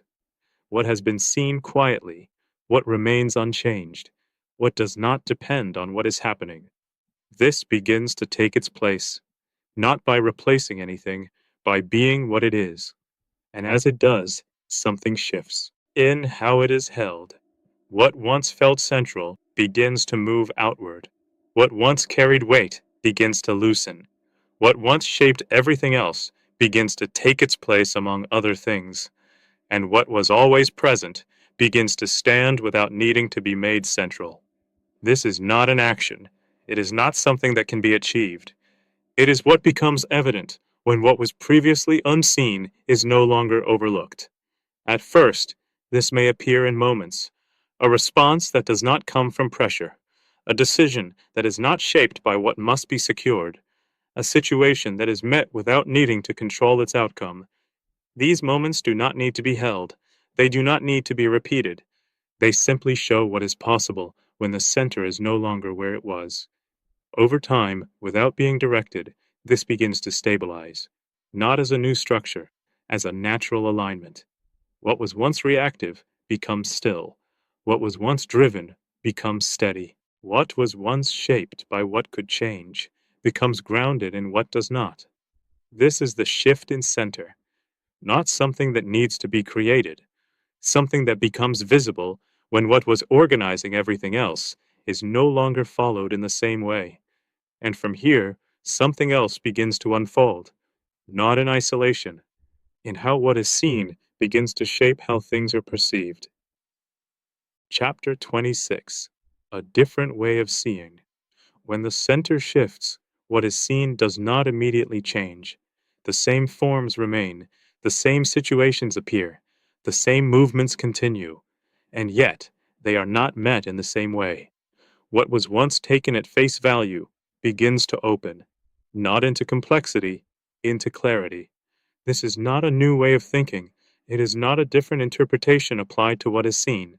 It is something quieter, a seeing that is no longer shaped by what must be secured, no longer directed by what is uncertain, no longer filtered through what is being managed. What is present is allowed to be as it is, without needing to be defined immediately, without needing to be shaped into something that fits, without needing to be resolved. This does not remove thought. It does not prevent understanding. It simply no longer places them first. There is space before they form, space where what is seen stands on its own, not as an object, as something that does not need to be altered in order to be known. This is subtle, because it does not present itself as a change.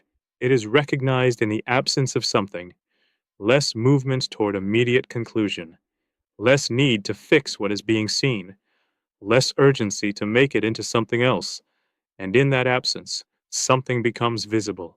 What is present without being added to, what is clear without being explained, what is whole without being arranged.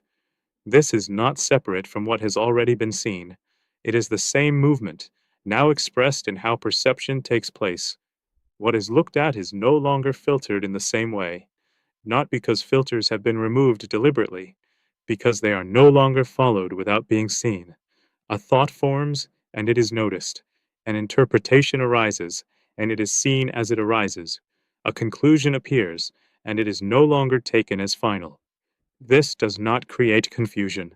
It does not lead to uncertainty. If anything, it brings a different kind of clarity, one that does not depend on holding a position, one that does not require something to be fixed in place, one that allows what is present to reveal itself without interference.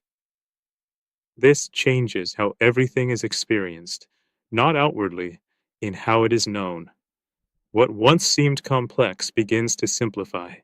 What once felt heavy begins to lighten. What once required effort to understand begins to stand on its own. This is not because anything has been reduced. It is because nothing unnecessary is being added. This way of seeing does not need to be maintained. It does not depend on effort. It is what remains when attention is no longer pulled immediately into shaping what is seen. And because it remains, it begins to show something else, not only how things are seen, but how they are met. Chapter 27. A Different Way of Moving. When seeing changes, movement follows, not as a decision, not as something to apply, but as something that arises from where life is now being lived from. Before, movement often followed pressure. Something needed to be resolved, something needed to be secured, something needed to be managed. And so action took shape around that, quickly, directly, often without being seen as it formed. This was not wrong. It was simply how things moved when the center was elsewhere. But when the center shifts, this movement begins to change, not in what is done, in what it comes from. There is less urgency, not because nothing matters, because nothing is being driven by what must be controlled. There is less reaction, not because nothing is felt, because what is felt is no longer immediately carried forward. There is less need to force what comes next, not because nothing happens, because what happens no longer needs to be shaped in the same way. This does not lead to inaction. It leads to a different kind of action, one that does not begin from pressure, one that does not depend on securing an outcome, one that does not require constant adjustment. It moves naturally, not in a careless way, in a way that is aligned with what is already present. This can be difficult to recognize at first, because it does not stand out, it does not announce itself. It is seen in the absence of something, a response that does not come from reaction, a decision that is not shaped by urgency, a movement that does not require effort to maintain. Nothing appears unusual, and yet something is different. There is no strain in it, no sense of having to hold it together, no feeling of needing to make it work. It simply takes place. This does not mean everything becomes clear before action happens. It does not mean there is always certainty. It simply means that action is no longer driven by what is unstable. It is not pulled by what changes. It moves from what remains. This allows something else to be seen. Action does not need to complete what is lacking. It is not used to fill something that feels unfinished. It becomes an expression, not something that needs to achieve, something that naturally follows. This changes how decisions are experienced. They are no longer weighed only in terms of outcome. They are not shaped solely by what may happen next. They arise from what is already clear, even if that clarity is quiet, even if it does not form into words. This does not remove responsibility. It does not reduce engagement. It simply changes the source. What is done is no longer an attempt to secure life. It is a movement within it. And because of this, there is a steadiness in it. Not because everything is certain, because nothing is being forced into certainty. This is a different way of moving, not something to learn, something that becomes evident when action is no longer driven by what has already been seen to be unstable. And from here, something else begins to take shape, not only in how things are done, but in how they are shared, how this way of being meets others, not through effort, through presence. Chapter 28: A Different Way of Relating. When movement changes, relationship changes with it. Not because something is applied, because what is carried into it is no longer the same. Before, much of what shaped interaction came from what needed to be managed, what might be misunderstood, what might be lost, what needed to be protected or secured. These did not always appear clearly. They were often quiet, subtle movements within how words were chosen, how responses were formed, how presence was held. And because they were subtle, they were rarely questioned. They felt natural. But when the center shifts, these movements begin to lose their place. Not because they are removed deliberately, because they are no longer being followed in the same way. This creates space, not distance, space within what is shared. A conversation unfolds, and there is less need to shape what is being said. A response arises, and it is not driven by what must be protected. A moment of tension appears, and it is not immediately carried forward. Nothing is avoided, nothing is suppressed. But what is present is no longer met with the same urgency to control it. This does not remove complexity from relationship. It does not prevent misunderstanding. It does not eliminate difference.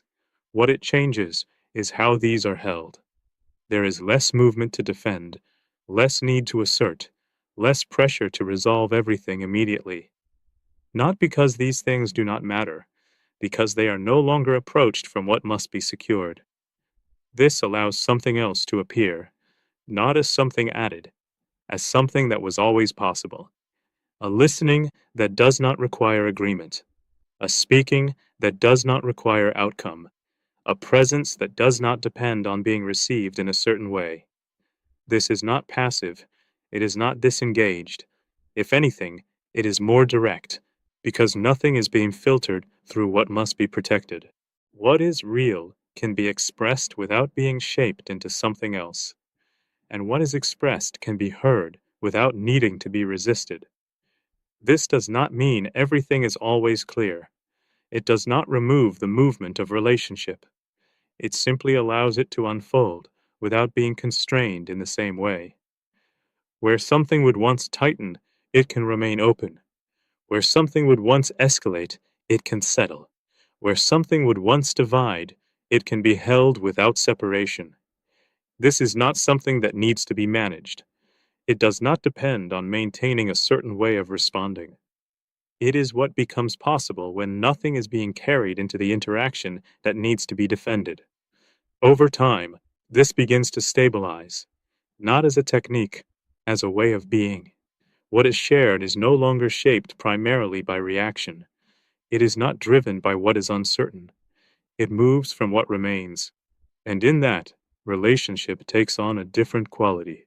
Not defined by agreement, not sustained by effort, but held within something that does not divide. This is a different way of relating. Not something to learn, something that becomes evident when what was shaping interaction is no longer followed without being seen. And from here, something else becomes clearer. Not only how things are shared, but how they remain steady when what is shared becomes difficult. Chapter 29. A Different Stability. There are moments when what is steady is tested, not in a way that can be anticipated, not in a way that can be prepared for through thought. Something shifts, pressure appears, uncertainty rises. What was settled is no longer held in the same way by circumstance. This is where what is stable becomes visible, not in calm, in what does not move when calm is no longer present. Before, stability often depended on conditions. When things were clear, there was ease. When outcomes were certain, there was confidence. When nothing was at risk, there was rest. But when these shifted, stability shifted with them. Not because something failed, because it was connected to what changes. This is not unusual. It is how things appear to work. But when something deeper has been recognized, this begins to change. Not because conditions remain the same, because stability is no longer drawn from them. When pressure comes, something is still felt. There is no absence of response, no removal of what is happening, but it is not carried in the same way.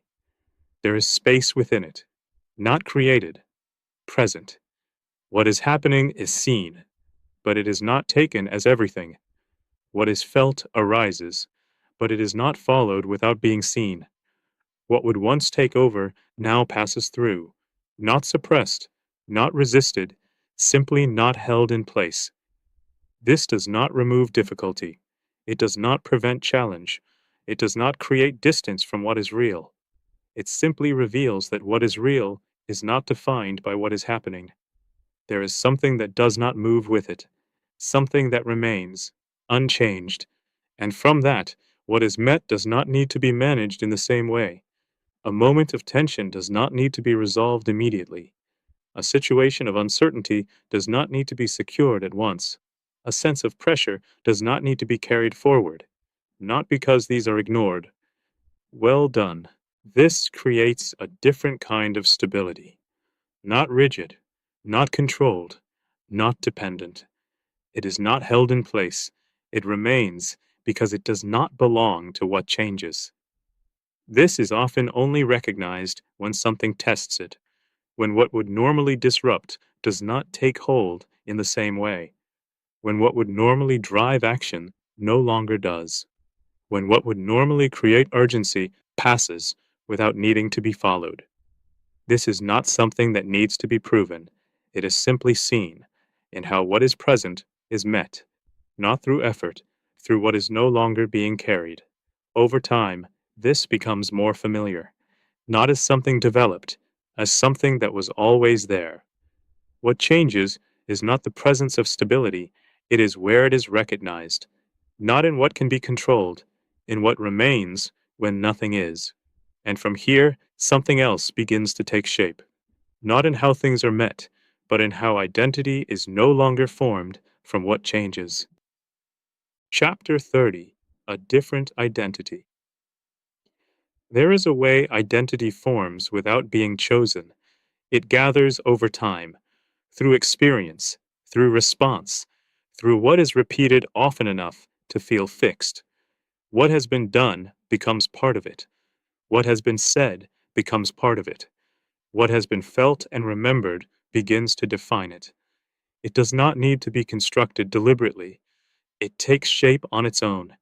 And because it forms gradually, it feels natural. It feels like what is. But it is not separate from what has already been seen. It is shaped by what has been followed, by what has been taken as true, by what has been carried without being seen clearly. So when something deeper begins to be recognized, even slightly, identity begins to loosen, not because it is removed, because it is no longer the only reference point. What once defined begins to be seen. A role that once felt central is recognized as something that arose. A way of responding that once felt fixed is seen as something that formed over time. A sense of self that once felt solid is no longer unquestioned. This does not create confusion. It does not remove what has been lived. It simply allows it to be seen as it is, not as what must remain, as what has taken shape. And in that seeing, something changes, not in what appears, in what is relied on. Identity is no longer drawn from what has been built. It is no longer secured through what must continue. It is no longer shaped by what could be lost. What remains does not need to be defined in the same way, not because identity disappears, because it is no longer constructed. There is nothing to prove, nothing to protect, nothing to maintain, not as a position, as a quiet absence of what once required effort. This does not remove individuality. It does not erase expression. It does not make everything the same. It simply removes what was carried as necessary for self to exist. And in that, something becomes clear. What remains does not need to be formed. It is not dependent on what has been gathered. It does not change with what is added or removed. It is present, without needing to be held in place. This is not something to take hold of. It does not need to be named. It does not need to be understood. It is simply what is no longer shaped by what changes. And from here, something begins to open again, not inwardly, outwardly. How what has been seen becomes recognizable in what is lived, not as identity, as pattern. Chapter 31: It is already happening. There can be a sense that what has been described belongs to a different kind of life, something set apart, something that appears in certain moments, but not within the ordinary flow of things. But when what has been seen begins to settle, even quietly, this begins to change, not because something new is introduced, because what is already present begins to be noticed more consistently, not as something separate from life, within it. What has been described does not wait for a particular setting. It does not depend on a certain environment. It is not confined to moments that feel significant. It is already present in what appears to be ordinary, in how a response forms, in how a moment is held, in how something is allowed or resisted. It is not always recognized, but it is there. A conversation shifts, not through effort, but because something is no longer being defended. A moment of tension softens, not because it has been resolved, but because it is no longer being carried forward. A decision arises without strain, not because it has been carefully constructed, but because it does not come from what must be secured. These are not separate events. They are expressions, not of something added, of something no longer obscured. And because they are quiet, they are often overlooked. They do not draw attention to themselves. They do not stand apart from everything else. They take place within what is already happening. This makes them easy to miss, because attention is often drawn toward what is more visible, what is louder, what appears more significant, what demands response. But what has been described does not move in that way. It does not compete. It does not insist. It remains. And when it is noticed, even slightly, something becomes clear. It is not rare. It is not distant. It is not something that needs to be brought into life. It is already there. What changes is not its presence. It is whether it is being seen. This is where recognition begins to deepen, not as something that happens once, as something that begins to take place throughout what is already unfolding, in small ways, often without being named, often without being held, but unmistakable when seen. A shift in how something is met, a quiet alignment that does not require effort, a moment that does not follow what would have been expected. These do not need to be gathered. They do not need to be repeated. They simply show what is present when nothing moves away from it. Over time, this becomes more familiar, not as something new, as something that was always part of what is. And in that familiarity, something else begins to change, not outwardly, in what is trusted. What was once overlooked begins to carry weight, not as something to hold on to, as something that does not need to be held. This is where what has been seen begins to become recognizable in a different way, not only in moments of clarity, but in the movement of life itself, quietly, without announcement, already happening. Chapter 32. The Signs. When something is present consistently, it begins to show itself in patterns, not in a way that demands attention, not in a way that needs to be announced, but in ways that can be recognized, quietly, without needing to be named. These are not signs in the sense of markers to follow. They are not indicators pointing somewhere else. They are expressions of what is already present, seen in how things unfold, not added to them. There is a moment where something could be defended, and it is not. Nothing is suppressed, nothing is forced, but the movement to protect what would normally be held does not take place, and something remains open. There is a moment where something could escalate, and it does not. The same conditions are present. The same words may be spoken, but the movement that would carry it forward is not followed, and it settles. There is a moment where something could be shaped by outcome, and it is not. A decision arises without needing to secure what comes next, and it stands without strain. These are not events to gather. They are not outcomes to reproduce. They are not moments to remember and return to. They simply show what is present when nothing interferes. This is what makes them easy to overlook. They do not draw attention to themselves. They do not stand apart. They take place within what is already happening, and because of that, they are often passed over. But when they are seen, even briefly, something becomes clear. They are not separate from what has been described. They are not additions. They are the same movement, now visible in how life is lived. Not all at once, not in a complete form, in simple ways, unforced, unconstructed, consistent in nature, even if not constant in appearance. This is where recognition deepens, not by holding on to what has been seen, by noticing where it is already present, without needing to make it happen, without needing to repeat it, just by seeing it as it is. This does not create a method. It does not form a structure to follow. It simply brings into view what has always been there. And in that, something shifts, not in what is present, in how it is known. What was once unnoticed becomes familiar, not through effort, through recognition. And as it becomes familiar, something else begins to be seen, not only where it is present. Chapter 33. Missing it. What is present does not always remain in view, not because it has gone, because attention moves, quietly, quickly, often without being noticed.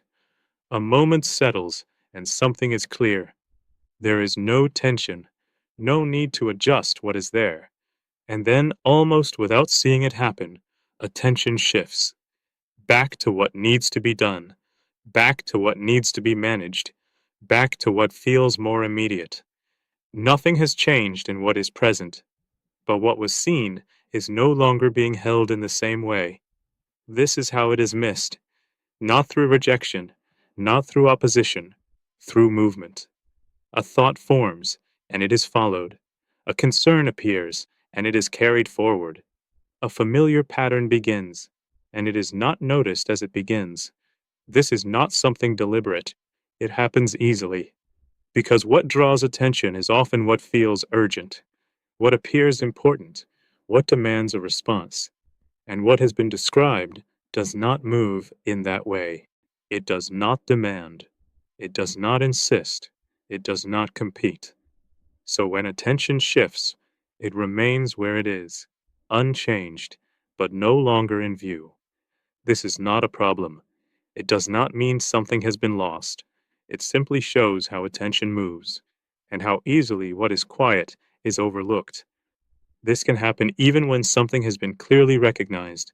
A moment of clarity can be present and still not remain, not because it was incomplete, because it was not followed, not in the sense of effort, in the sense of remaining. This is not something to correct. It is not something to prevent. It is something that becomes more visible over time. The moment attention moves, it can be seen. The return to what is familiar becomes noticeable. The shift back into what is managed becomes clear. And in that seeing, something changes.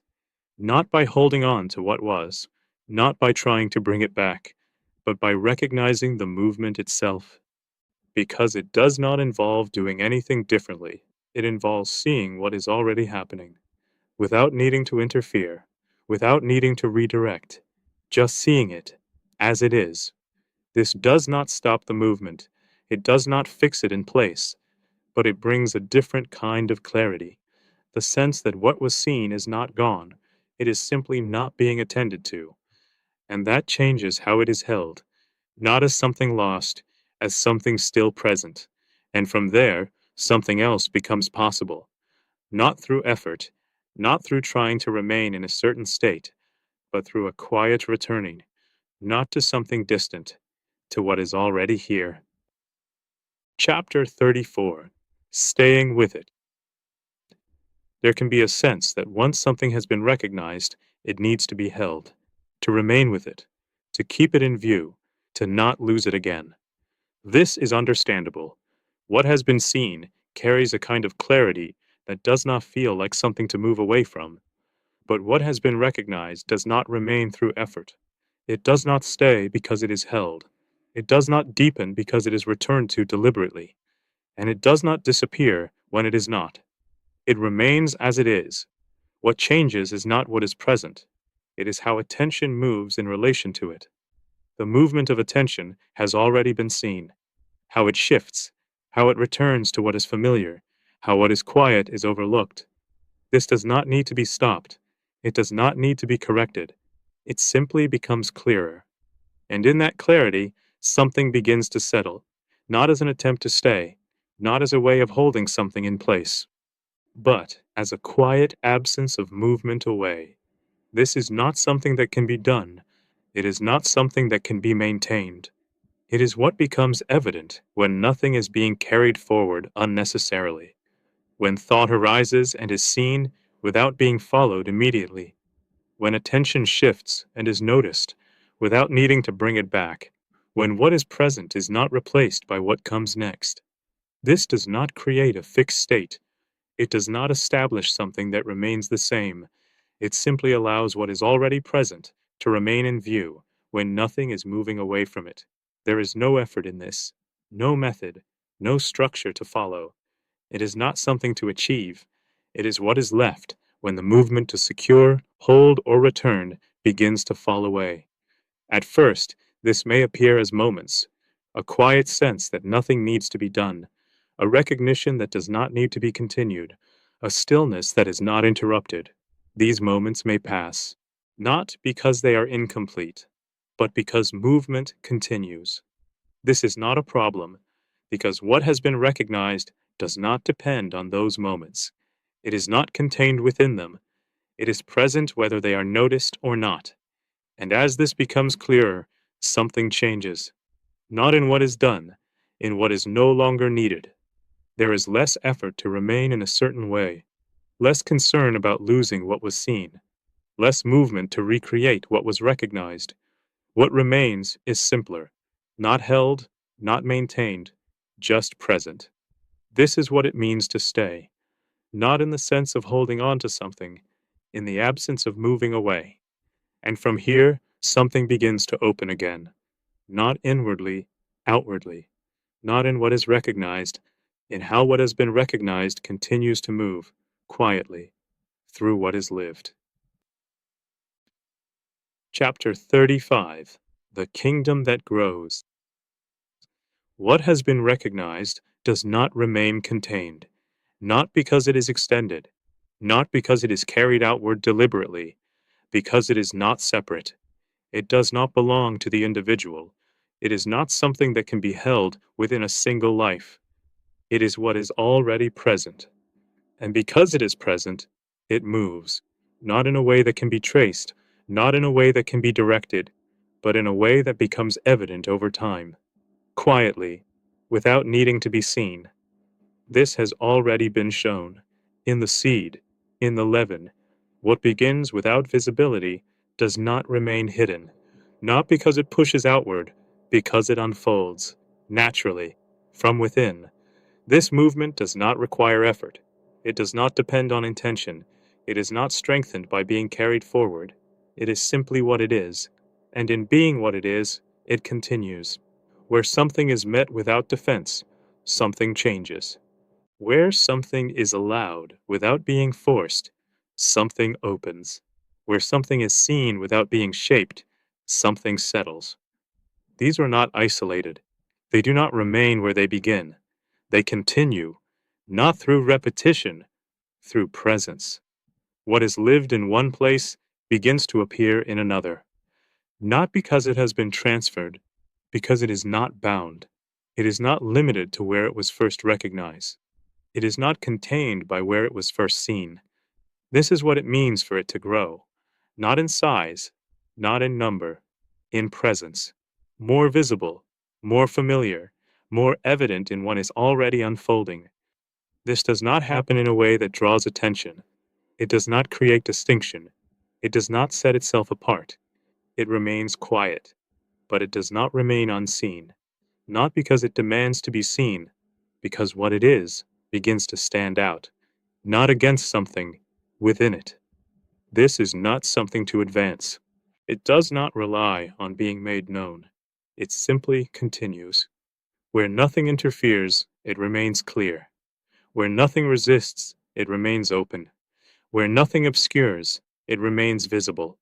And in that, something becomes evident. What is real does not diminish. It does not weaken. It does not fade with time. It remains. And in remaining, it becomes more recognizable. Not as something new, as something that was always present, now no longer overlooked. This is the kingdom that grows, not as something built, as something revealed, more fully, without effort, without force, without beginning or end. Chapter 36 The Gathering. What grows in this way does not remain isolated, not because it is brought together, not because it is organized, not because it is directed toward unity, because what is the same begins to recognize itself, not outwardly at first, quietly, without needing to be named. There are moments where something is shared without being arranged. A conversation unfolds, and there is no effort to align, yet it is already aligned. A presence is felt, not through words, but through what is not being carried. A stillness is recognized, not as something created together, but as something already there. This is not something that is built. It does not depend on structure.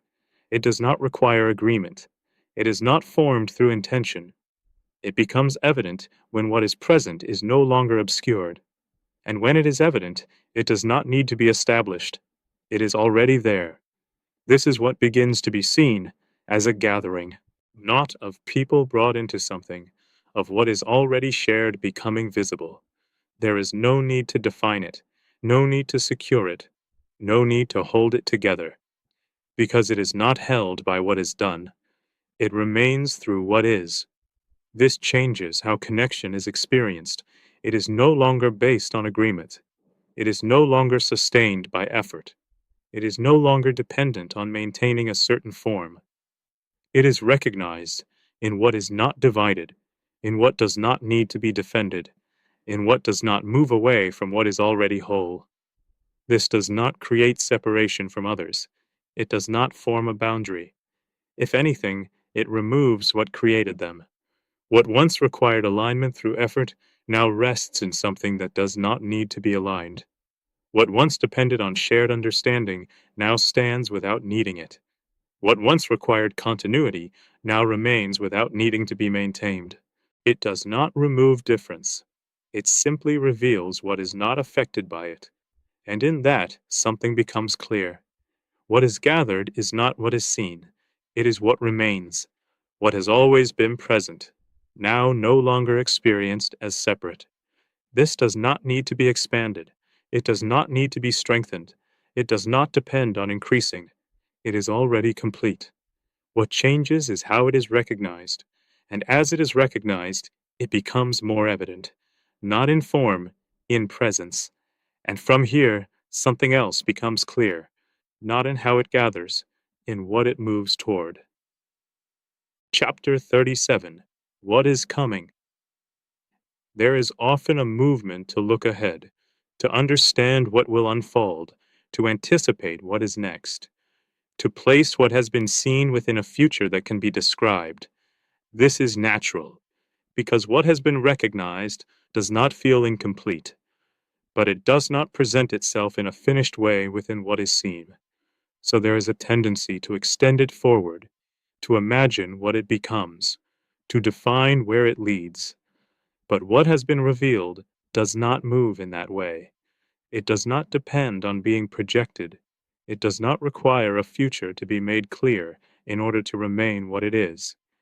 It is already complete, not in form, in nature. And because it is complete in this way, what comes is not something separate from it. It is not something that needs to be added. It is not something that will arrive from elsewhere. It is the unfolding of what is already present. This is difficult to hold if it is approached through thought, because thought looks for sequence, for development, for progression that can be understood. But what has been seen does not unfold through construction. It reveals itself more fully, not by becoming something else, by no longer being obscured. This does not provide a picture of what will happen. It does not give a description of what is to come. It simply removes the need to place what is present into a future that must be known. Because what is real does not depend on what is coming. It is not waiting to become something. It is already what it is. And from that, what unfolds does not need to be anticipated. It does not need to be secured. It does not need to be understood in advance. It takes place as part of what is already complete. This does not remove the sense that things are moving, that something is continuing, that what is seen is not yet fully visible in everything, but it changes how that movement is held, not as something uncertain, not as something that must be guided, but as something that unfolds from what does not change.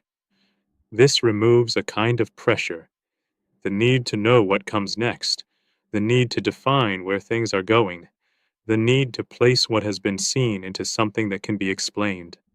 What remains is simpler, what is present now, not as a moment, as what is not bound to time in the same way.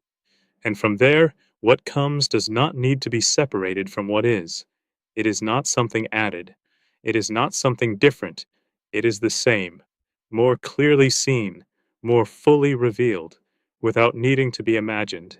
This is what is coming, not something new, what has always been, now no longer obscured. Epilogue. what was always there. There is nothing here to carry forward, nothing to apply, nothing to hold on to, nothing that depends on being remembered.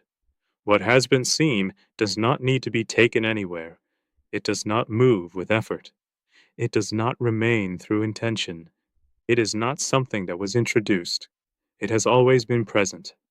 This may not feel complete, not because something is missing, because what has been seen does not form into something that can be finished. It does not arrive. It does not conclude. It remains, as it is. Throughout what has been read, nothing has been added.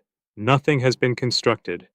What has taken shape has done so through what has fallen away. Assumptions that once held have loosened. Movements that once guided have been seen. What once felt central has begun to take its place. And what remains has not been placed there. It has not been made to appear. It has always been. This is easy to move past, not because it is unclear, because it does not insist. It does not require recognition. It does not ask to be followed. It simply is, and because it is, it does not change when attention moves. It does not disappear when it is not noticed. It does not depend on being held in view. This means there is nothing to preserve, nothing to maintain, nothing to return to, because nothing has been left. What has been seen is not behind, it is not ahead, it is not contained within these words. It is present now, as it has always been. This is not something to remain within, it is not a place, it is not a state, it is not something that can be entered or exited. It is what remains when nothing is added to what is already whole. There may be moments where this is clear, moments where nothing needs to be done, moments where everything is as it is without needing to be shaped. These moments may pass, but what is present in them does not. It remains, not waiting, not becoming, simply here. This is not a conclusion. Nothing has been concluded. It is not an ending. Nothing has ended. If anything, what has been read may make it more difficult to return to seeing in the same way. Not because something has been learned, because something has been seen. And once seen, it does not need to be held. It remains, quietly, without needing to be named, without needing to be continued. What you were looking for was not elsewhere. It was not ahead. It was not something to be reached. It was never absent, only unnoticed. And now, even if only slightly, it is no longer entirely unseen. There is nothing more to add, nothing more to say, only what has always been. Thank you for listening to Blueprint of the Kingdom. There is nothing here to hold tightly or to figure out all at once. If anything has resonated, let it remain gently. The invitation continues beyond these pages, in the quiet moments of everyday life, where what is true can be seen more clearly. You are not alone in this. The one who holds all things together is present, even now. God bless you and your journey.